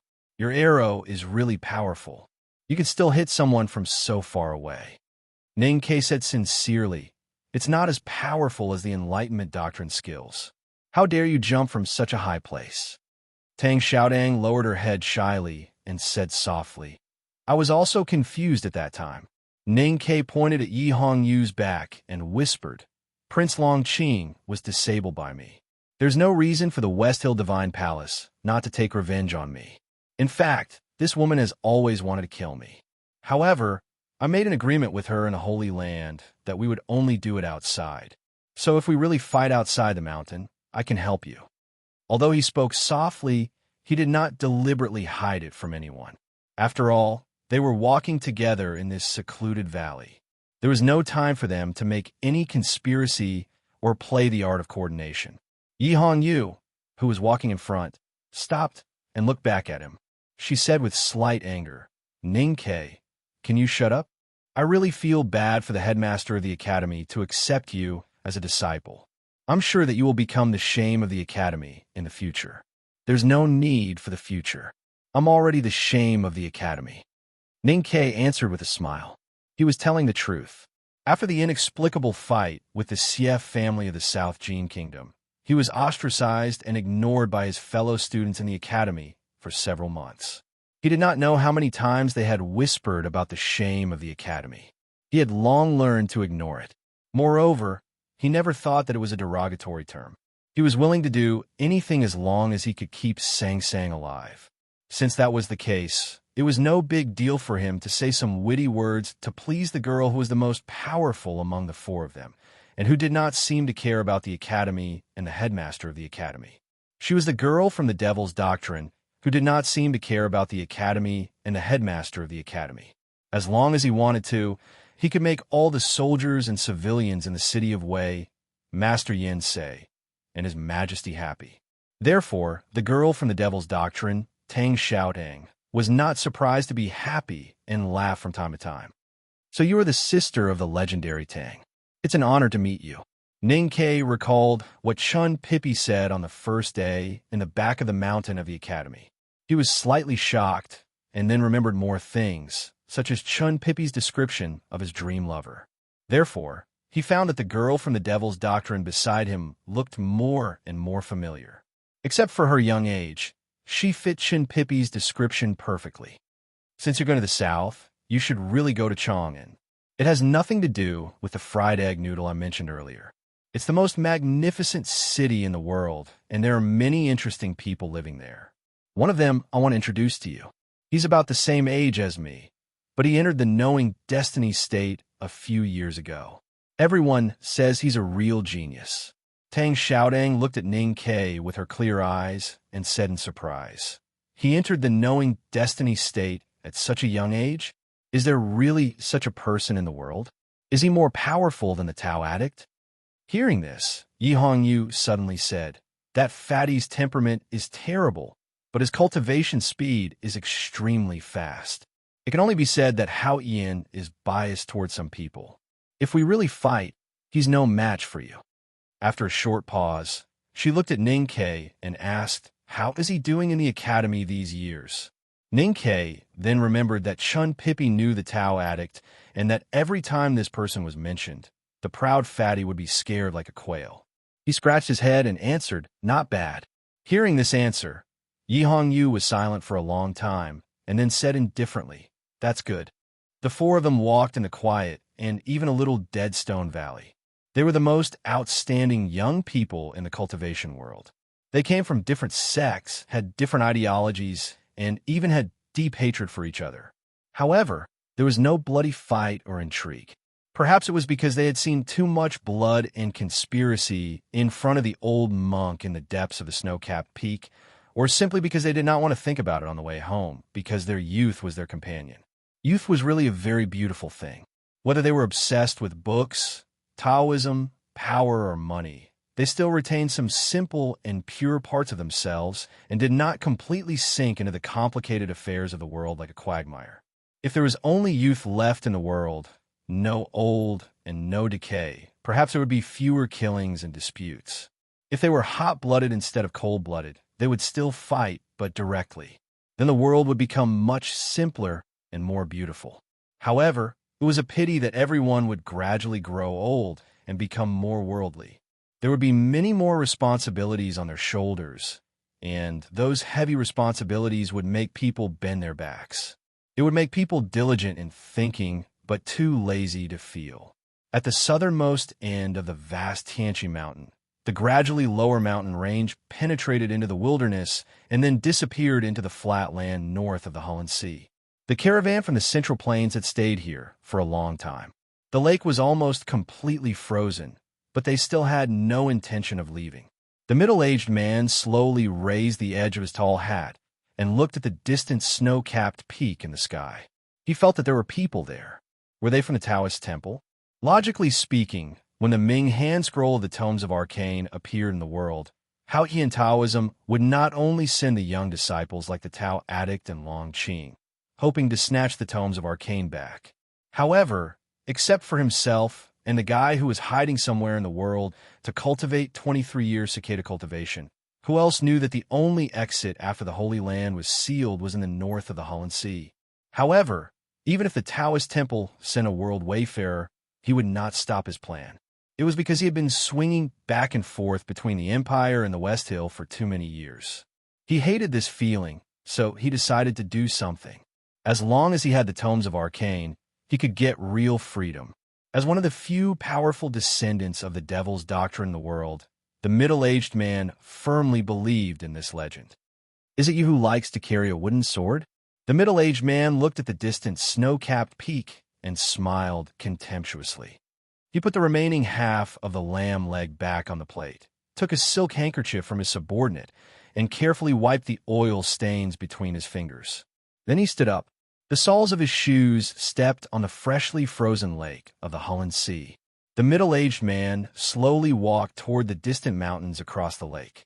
Every step he took was so solid that it seemed that he was going to shake the ice. He had many enemies in the world, and those enemies all knew that he did not know how to swim or even feared water. But today, he had to step over the lake, as if he wanted to break through the grievances and dissatisfaction of the past years.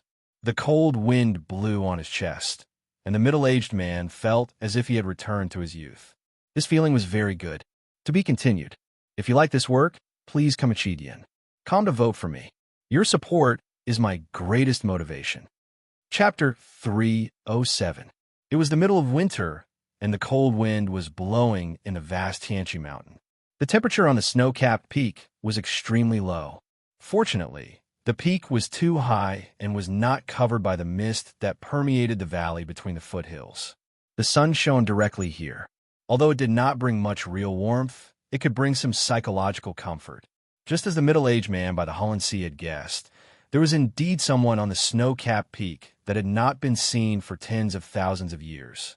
It was a Taoist priest in a thin robe with an ebony fork in his hair bun. The Taoist priest looked calm and thin, carrying a wooden sword on his back. He quietly looked at the floating white clouds under the snow-capped peak, the barren wilderness under the white clouds, and the Holland Sea that was like a white mirror. Yisu, the world wayfarer from the Jishou Abbey, had made a bet with Tang, the world wayfarer from the Devil's Doctrine, on the two peaks outside the front gate of the Devil's Doctrine. In the end, Ning Ke won, and Prince Long Qing was disabled. So he lost. According to the bet that was not spoken but known to both of them, Yisu could no longer participate in the fight for the Ming hand scroll of the Tomes of Arcane. But this did not mean that he could not stand on the snow-capped peak and watch the show from afar. He saw the middle-aged man by the Holland Sea, but in fact, he did not look at the middle-aged man. Because if he saw the middle-aged man could also see him. He came from the unworldly, unknown place, but he knew very well that there were many real masters hidden in the world, such as the middle-aged man by the Holland Sea. Even though he was powerful, he still had to be respectful and reserved to the masters at the peak of martial arts in the human world who were close to the divine transcendence. Of course, if he was still the proud lad with a wooden sword more than a decade ago, he would never care about these things. However, he was no longer the young him now. His understanding of the world and himself was already different. It was just that he would occasionally miss the compelling youth that had been far away for many years. One of the reasons why he was here was to see who would get the Tomes of Arcane. However, he had grown up in the Jishou Abbey and started reading the 6 volumes of Tomes of Arcane when he first learned to read. He did not have a sense of mystery and naturally did not have an inexplicable reverence for the Tomes of Arcane like the mortals or cultivators in the world. Therefore, this was not the real reason why he was here. At least, it was not as important as the real reason. He had come here to reminisce about the youth that had been lost for many years. Perhaps he had come to pay tribute to the youth that had been lost for many years. Or perhaps he had come to find the youth that had been lost for many years. That youth was called Pride. Yisu silently turned around and looked at a certain pool in the mountains. The pool was extremely small. Perhaps there was hot water gushing out from the bottom of the pool, so it had not been frozen for a few days. However, in the end, it could not withstand the biting cold wind, and a thin layer of ice had formed on the surface of the pool. Perhaps it was many days ago, or perhaps it was just a moment ago, but the thin ice on the surface of the small pond had a very small opening. Even he couldn't be sure when that piece of thin ice had been broken. But he could confirm that the shape of the opening on the surface of the pool was very special, like the trace left by a wooden dipper. 14 years ago, he had seen that wooden dipper, and then he could never forget it. 14 years ago, the most mysterious Tian hand scroll of the 7 volumes of Tomes of Arcane showed an extremely important sign. However, the Taoist in the Abbey who was responsible for looking after the Tomes of Arcane remained absolutely silent about it. The great divine priest of revelation of the West Hill Divine Palace entered the Abbey to read the Tomes of Arcane and did not say much. However, no one had expected that the great divine priest of light, Wei Guangming, would take half a step into the divine domain of Tianchi at this time. His deep and pure eyes saw the shadow of the night descending on the world. This generation of world wayfarers of Taoism, Buddhism, and diabolism gathered in the wilderness. At that time, The three world wayfarers were still three teenagers. They gathered under a small tree and silently watched the ants for a long time. Then they looked at the black line for a long time and finally left separately. At that time, Yi Su, the successor of the Jisho Abbey, was very proud and very confident. He scolded Tang as an evil spirit and disdained Qin Yin as an outsider. He chopped the small tree into 53,333 pieces with one stroke of his sword, and then recited a Taoist hymn that he was most satisfied with so far. At that time, he did not know that when the night was coming, on the other side of the black line that they did not dare to cross, there was a scholar wearing straw shoes and a shabby coat sitting calmly beside a small pond. He held a scroll in his hand and read happily. There was a wooden dipper hanging on his waist. When he was hungry or thirsty, he would drink from the pond. After that, he traveled around the world and went to the South Sea. He excitedly reported to his master. The Taoist in indigo on the reef looked at him and smiled sympathetically. At that time, he knew that there was a person sitting on the other side of the black line that day, so he could no longer be as proud and confident as before. Many years later, after experiencing the prosperity of the secular world, he succeeded in seeing through many things. So confidence naturally returned to him. However, the youth and pride of that year were no longer there. He had always regretted that he did not have the opportunity to ask the person on the other side of the line. Until today, it seemed that he finally had the opportunity. So there was no one by the small pond. Standing on the top of the snow-capped peak, he looked seriously at the pond on the mountainside. Both the ebony fork in his Taoist bun and the thin light shirt on his body were motionless in the cold wind, just like his clear Taoist heart at that moment. There was someone by the Hullen Sea outside the snow mountain. The middle-aged man looked at the shore in front of him and suddenly stopped. Then he took off the hat that he had worn for many days and revealed his face. He looked at the vast mountains in the distance. His thick eyebrows, which were like silkworms, slightly frowned. His red lips, which were like thick blood, slightly curled up, revealing a complicated smile. In the biting cold wind, he walked again from the frozen lake to the solid ground. His strong body, which was as strong as steel, completely ignored the existence of the strong wind in the wilderness. He walked northward with a murderous intent. He did not walk fast, and even a little slowly. Every time his foot fell, he would sink into the frozen ground of the wilderness, leaving a deep footprint. He left the Hullen Sea and walked to the foothills of Tianqi Mountain in the north. As time passed, the murderous aura on the middle-aged man gradually disappeared. The footprints he left behind became shallower and shallower until there was no trace left. He was not like those grand cultivators in the world who knew the destiny of the world and integrated himself with the heaven and earth. This was because he had never practiced Taoism. He used his terrifying psyche power to completely isolate his body and consciousness from the heaven and earth. It was as if he had turned himself into a stone. If he closed his eyes, he would not be able to feel his existence. However, the small pond on the mountainside, which had been quiet for a long time, suddenly moved.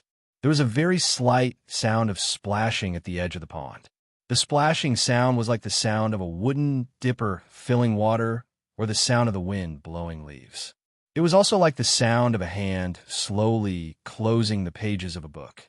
I heard that you were enlightened at the age of 13, no doubts at 30, see through in 3 months, and knowing destiny in 1 day. I heard that you climbed the mountain every day for 17 years without any hindrance. I heard that you saw 4 words outside the wooden door when you climbed the back of the mountain of the academy for the first time. The 4 words were, "The benevolent likes water." So you like to be close to clear streams and quiet ponds all your life. It seems that it is true today. Yisu listened to the soft, splashing sound coming from the small pond in the distant mountainside and thought about these words silently in his heart. Then, he let out an extremely lonely and satisfied sigh and took a step towards the edge of the snow-capped peak with a smile. As he took this step, the thin wooden sword behind him floated in the air and made a buzzing sound. The sun in the sky suddenly seemed to become a little brighter.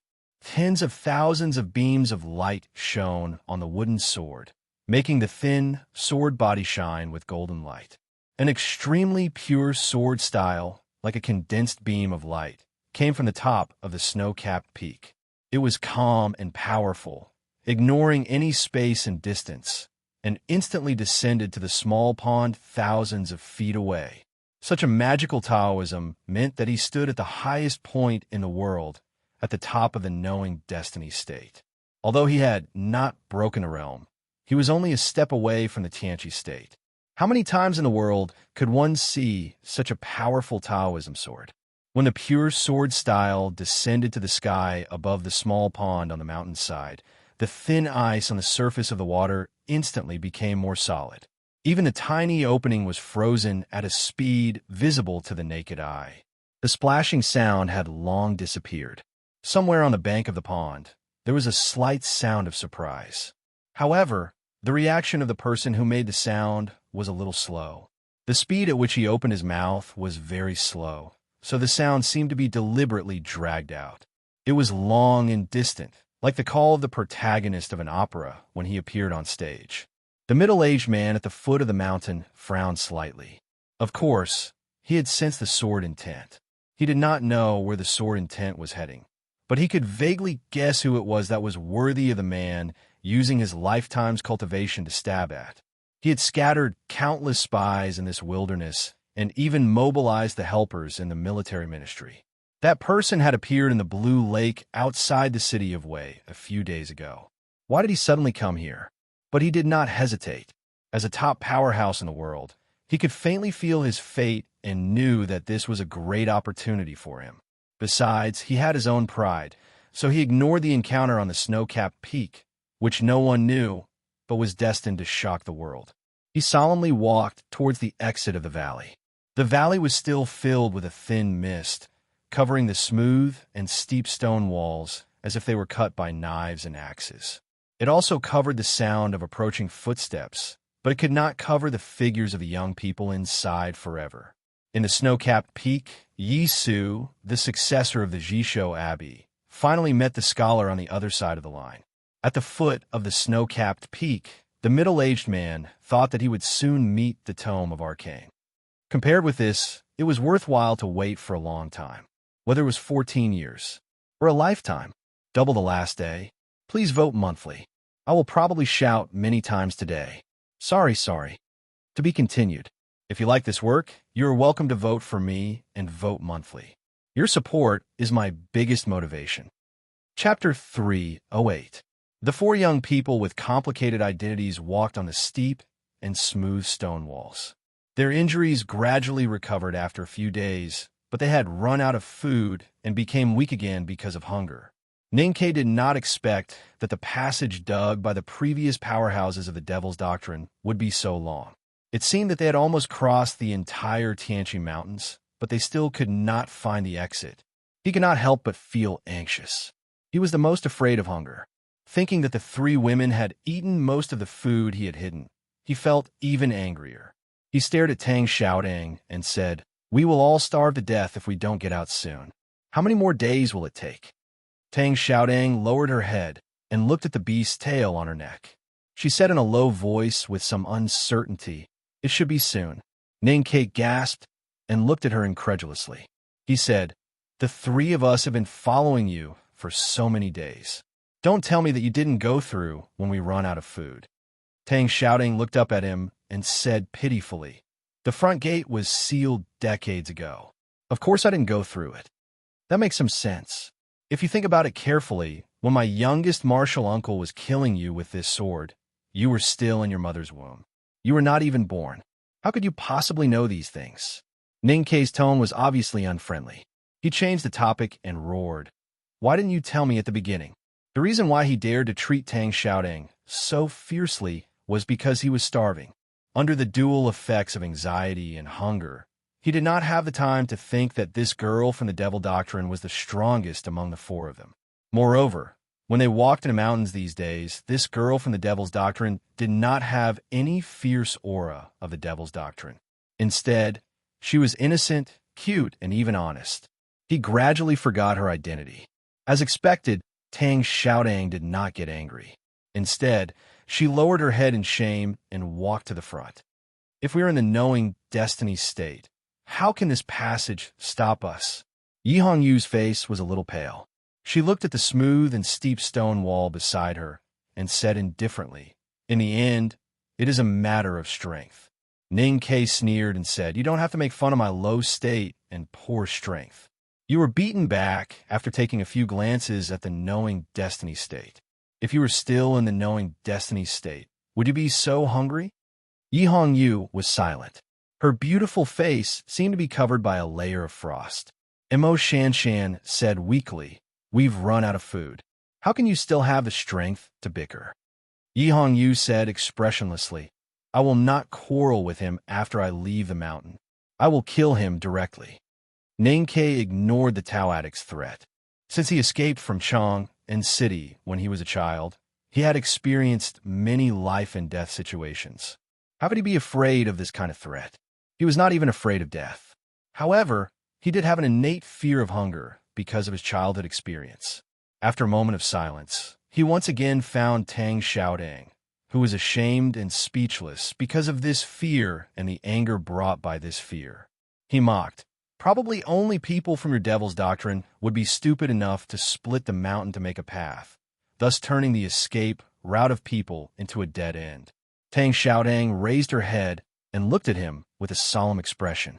She said solemnly, "Both the Holy Land and this passage represent the will of our enlightenment doctrine to change the world. Please show some respect." Ning Ke did not want to respond to her, especially after he had heard too many stories from Master Lotus about changing the world and creating a new world. However, he could not fully understand the obsession of the devil's doctrine. Tang Xiaodang frowned and said, "Can you not be like this? If you think that our enlightenment doctrine is useless and a bunch of stupid people, then why did you come to our holy land?" Ning Ke replied angrily, "If not for the appearance of the Ming hand scroll of the Tomes of Arcane, I would not have come even if the headmaster begged me." Tang Xiaotong's eyes lit up when she heard the words Ming, hand scroll of the Tomes of Arcane. She thought about how she and her brother had found nothing in the Holy Land. Her gaze naturally fell on the iron box tied with a cloth belt in front of Ning Quebec. She asked, "Have you found it?" Ning Ke said, "Don't look at me like that. The ashes of an old ghost are in this box. Speaking of which, why do I have to carry it with me? Shouldn't I just find a random place to throw it away?" It was strange that after walking through the passage for a few days, the four of them talked about their childhood, cultivation, and their favorite snacks. However, Ning Ke, Mo Shanshan, and Yi Hongyu did not mention to Tang Xiaodang about their encounter at the front gate of the Devil's Doctrine, nor did they mention the old monk named Lotus 32. This had nothing to do with Tang Xiaodang's identity as a member of the Devil's Doctrine.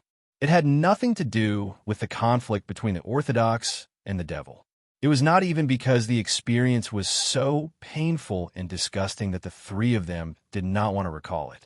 On the contrary, it was because the three of them treated their encounter with Master Lotus as the most precious experience in their cultivation lives and were unwilling to share it with others. Ning Ke suddenly raised his eyebrows and looked at Tang Xiaodang. He asked, "You did not find the Tomes of Arcane either? That is your territory. You should be familiar with the way back to your hometown. Did you not find anything?" Tang Xiaodang shook her head dejectedly and said, "There is nothing in the Holy Land." Ning Ke thought to himself that there was a pile of white bones and ghosts, and an old guy who was scarier than ghosts. All the major cultivation sects in the world had gathered in the wilderness. The West Hill Divine Palace had put in a lot of effort to find the legendary Ming hand scroll of the Tomes of Arcane when the front gate of the Devil's Doctrine opened. However, they had found nothing. The whereabouts of the legendary Tomes of Arcane had naturally become the biggest mystery in everyone's hearts. Yi Hongyu said, "The great divine priest of revelation said that the Ming hand scroll would appear here, so it will definitely appear." Ning Ke shook his head and said, "It seems that the great divine priest of revelation was wrong." Yi Hongyu frowned slightly and said without hesitation, "How could the great divine priest of Divine Hall make a mistake?" Ning Ke looked at her and said mockingly, "If the divine priest of light did not make a mistake 1,000 years ago, how could the devil's doctrine appear in this world? Or is it that the West Hill has always thought that the devil's doctrine is the right product? Yi Hongyu pursed her lips tightly and did not speak to him. And Mo Shanshan sighed weakly and said with a smile, "Are you not going to argue with him anymore?" Yi Hongyu nodded and said, "I did make a mistake earlier." Ning Ke felt slightly proud and thought that no one in this world could beat him in verbal skills except Sang Sang. Yi Hongyu said immediately, "Since I said that I would kill him after we get out, why should I be angry with him?" Ning Ke said bitterly, "It was just a few jokes. Don't take it seriously." Tang Xiaotang, who was walking at the front, suddenly said in surprise, "It's true. It's true." Ning Ke was startled and asked, "What is true?" Tang Xiaotang turned around and pointed at the thin mist in front of the passage. Her clear eyes were full of joy, and she said, "That is really the exit. We are out." Looking at the faint light in the mist at the end of the passage, they vaguely guessed that it was the exit. After going through so many hardships and running out of food, they should be jumping for joy. They should even be holding hands, shoulder to shoulder, wearing ribbons and youthful smiles on their faces. However, they stopped and fell into silence. Even Tang Xiaodang was no exception. In a long passage, they were isolated from the rest of the world. That was why they could forget about each other's sect background and temporarily forget about the so-called good and evil, as well as the complicated hatred that could not be washed away by blood. However, once they walked out of this mountain abandoned by Hao Yan and returned to the real world, all these factors would return. The four of them looked at each other and remained silent for a long time. Yi Hongyu suddenly said indifferently, "I am not used to pretending to be sad. After we get out, I'll need to recuperate for a period of time. So it should be a long time before I kill you and the siren from the devil's doctrine." Tang Xiaodang looked at her proudly and said, "You are still injured now. I will hit you when you recover." Mo Shanshan gently tidied her cotton dress and said with a smile, "Anyway, it has nothing to do with me." Yi Hongyu sneered and said, "If I want to kill Ning Ke, will it really have nothing to do with you?" Ning Ke waved his hand to stop the meaningless conversation and said, "Let's talk outside. Xiaodang, you go first." Tang Xiaodang looked into his eyes and said seriously, "I know what you mean. You're worried that there's something strange outside the fog, so you let me go first. I am a disciple of the Enlightenment doctrine. How can I escape if the people outside are all from the Central Plains? Besides, you are a man. Just like what she said, you are a disgrace to the Academy." Ning Ke's expression did not change. He said seriously, "Why did you suddenly become so smart?" Tang Xiaotang said, "I am just kind-hearted. I am not really stupid." Hearing this, Ning Ke naturally thought of Sang Sang. Sang Sang was just a little stupid, but not really stupid. He suddenly had a strong desire to return to Chang'an. He looked at the exit in the fog and said, "I will go first. The most powerful young disciples of Taoism, Devil and Talisman, are all here, together with me.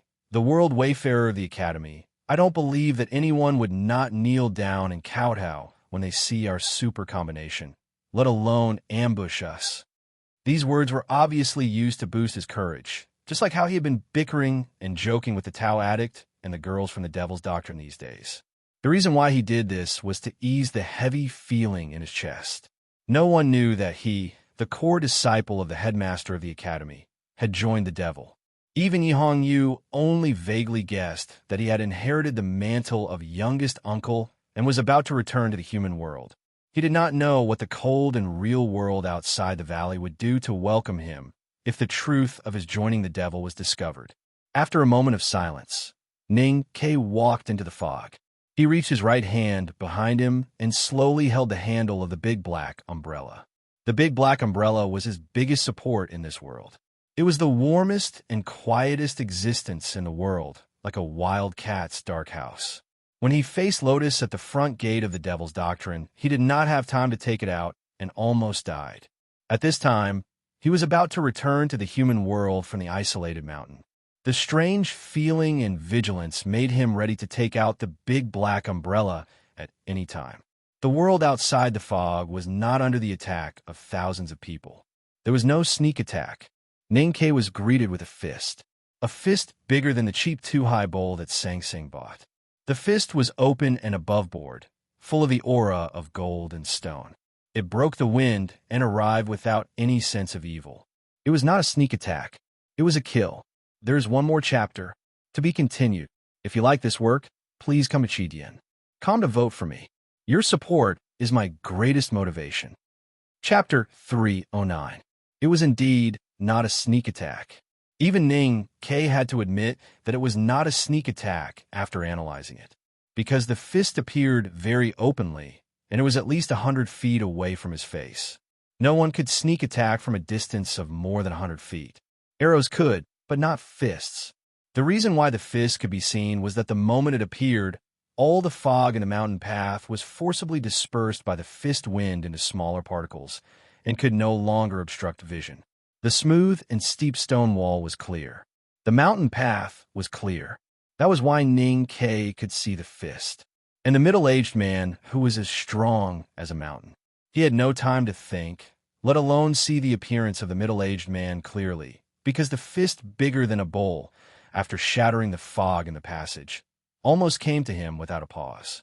In his sight, the fist instantly became countless times bigger. Because the fist was so fast, the wind in the narrow passage did not have time to swell, but was compressed and stuck to the smooth stone wall. Then all the sound disappeared, and there was a deathly silence. It was not a sneak attack, but it was more terrible than a sneak attack because it was an absolute kill relying on super strength. In the face of such a fist that could expel the air and seemed to move faster than sound, Ning K only had time to make one move.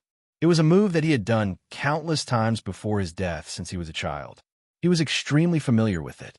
The strange cry caused by the strong threat of death was still brewing in his chest and abdomen, and the skin that was stimulated by the shadow of death did not have time to stand up. The big black umbrella had already opened, like a piece of the night sky, blocking in front of him. The fist fell on the surface of the big black umbrella.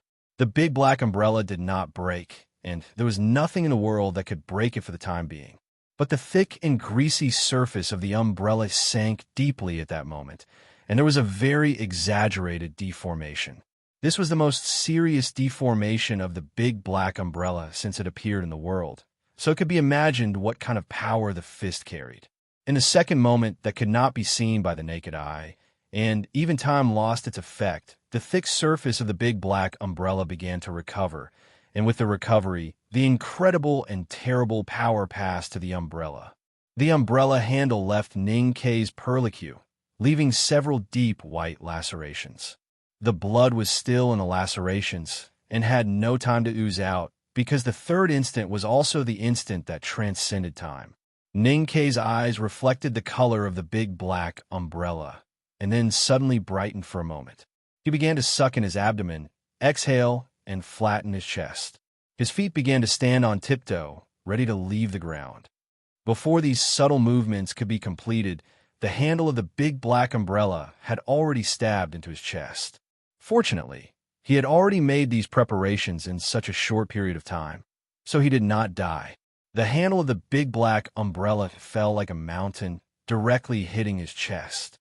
Ning K's feet left the ground, his chest and abdomen sunk, and then he flew up. That terrifying mountain-like strength gradually diminished during the long journey. For this, he paid a very heavy price, and blood spurted out like a waterfall. Although the pain in his chest kept tearing his body like a devil, and the fear of death kept stabbing his mind, his eyes were still calm and focused. He kept trying to adjust his posture while flying backward, and, at the same time, the primordial chi deep in his lower abdomen quickly spread to his limbs, trying to use the remains left by youngest uncle to repair his injuries. But the fist would not give him time. In fact, the fist did not stop at all. Even the big black umbrella could not block the fist, even for a short moment. Ning K was hit and flew. The fist also flew up. It followed him coldly and powerfully like Yama. The passage leading from the Devil's Doctrine to the outside of the Tianqi Mountains was very secretive. In order to ensure that no one could see it from the outside or on the mountain, it was very narrow. Therefore, when the fist broke through the fog and hit Ning K, It had to pass by the three girls who had just reacted. Of course, the first one to attack was Mo Shanshan. How could she watch Ning K be beaten to death? She felt the horrible power in the fist, and the aura of the middle-aged man was as sharp as metal and stone, and even faintly stronger than that of her master. Under the pressure of many factors, the most excellent female talisman master in the world finally stimulated an unprecedented ability and drew the most powerful half-divine talisman in the blink of an eye. The distant talisman intent condensed in the passage, and a strong airflow steamed here. However, the fist did not hesitate and directly blasted over. The airflow was completely broken, and the talisman intent was completely destroyed. The second one to attack was the Tao addict, Yi Hongyu. In fact, she did not want to attack because she was the first one to recognize the identity of the middle-aged man. She knew that he was a visiting professor of the Divine Hall, and she knew how powerful he was. Moreover, she did not like Ninkei at all. If that shameless guy was directly smashed in a meat paste by this fist, she would not shed a tear. However, she had to attack because she found that the fist was so perfect. Only an emotionless person could deliver such a perfect punch, and only an irreversible punch could be unstoppable. In an instant, she understood that even if the other party recognized her, there was no way he would allow such a perfect punch to be flawed in the slightest. This punch had been infused with the most absolute determination, and this was the attitude that the person who delivered the punch had towards the world. She stood on the path that the fist had to pass, so she could only display the most powerful invisible Taoist sword and cut it down. She did not have any hope for this sword, because she knew that even if she was still in the knowing destiny state, she was far from being a match for the middle-aged man. She even thought that even the great divine priest of judgment was not as powerful as the opponent. Sure enough, the most powerful invisible Taoist sword of the Tao addict was like a wooden sword of child in front of this fist. It suddenly collapsed and shattered, and instantly became invisible, leaving no trace in the passage. The last one to attack was Tang Xiaoding, because she thought that as a disciple of the Enlightenment doctrine, the exit might be full of the so-called righteous cultivators of the Central Plains, so she insisted on standing at the back. She did not know who the middle-aged man was, but she guessed who he was. So there was no fear in her clear eyes, but a trace of excitement. The excitement was not because she believed that she could defeat the opponent. In fact, she knew that it was impossible for her to defeat the opponent. So she did not fight head-on like she did with the Snowfield direwolves, nor did she slash Prince Long Qing with the blood-red giant knife. Instead, she crossed her arms in front of her body, making the strongest defense she could make. Unsurprisingly, the cross-shaped arms hit back on her delicate chest heavily and instantly dispersed. The fist style of this fist was always focused on Ning, Quebec. It only occasionally passed by the three girls and did not release its real power. However, this kind of passing by was like a flood passing by a small mountain village, destroying everything. Ning K closed the big black umbrella with a swoosh, letting it help him regain his balance like a blacktail. Looking at the fist that was getting closer and closer, his eyes were calm and focused, and his left hand had already grasped the hilt of the knife behind him. The shadow of death was right in front of him, because the fist was right in front of him. He was very afraid. The experience of struggling for survival in the past years told him that the more dangerous the situation was, the more calm he had to be. Many times, it was this calmness that had successfully kept him away from death. He hoped that it could be the same today. It was as if Hao Hien or Yama had heard his prayer, moved by his calmness in the face of death. The fragments of information that Master Lotus had imprinted in his spiritual world suddenly came to life. Ning K could not understand those things, but he understood the fist. He even thought of many ways to deal with it without reason. Those ways were so wonderful and unimaginable, but those ways required a state that he could not reach now. Was this the absolute difference in the power of the state?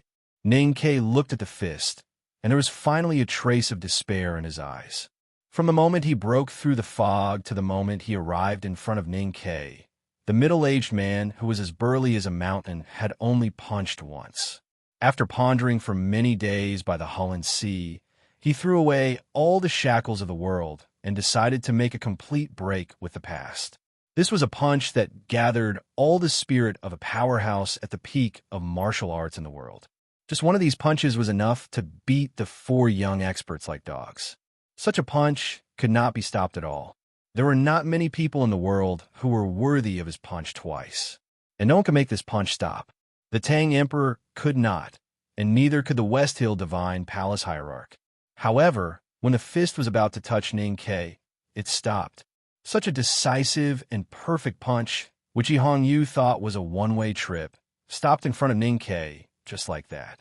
This change between extreme movement and extreme stillness showed the middle-aged man's incredible state of martial arts. Yes, no one in the world could make this punch stop, except for the middle-aged man himself. However, this punch came from Tiang City thousands of miles away, across the plains and the lake, with endless determination, and even with the determination to be the enemy of the world.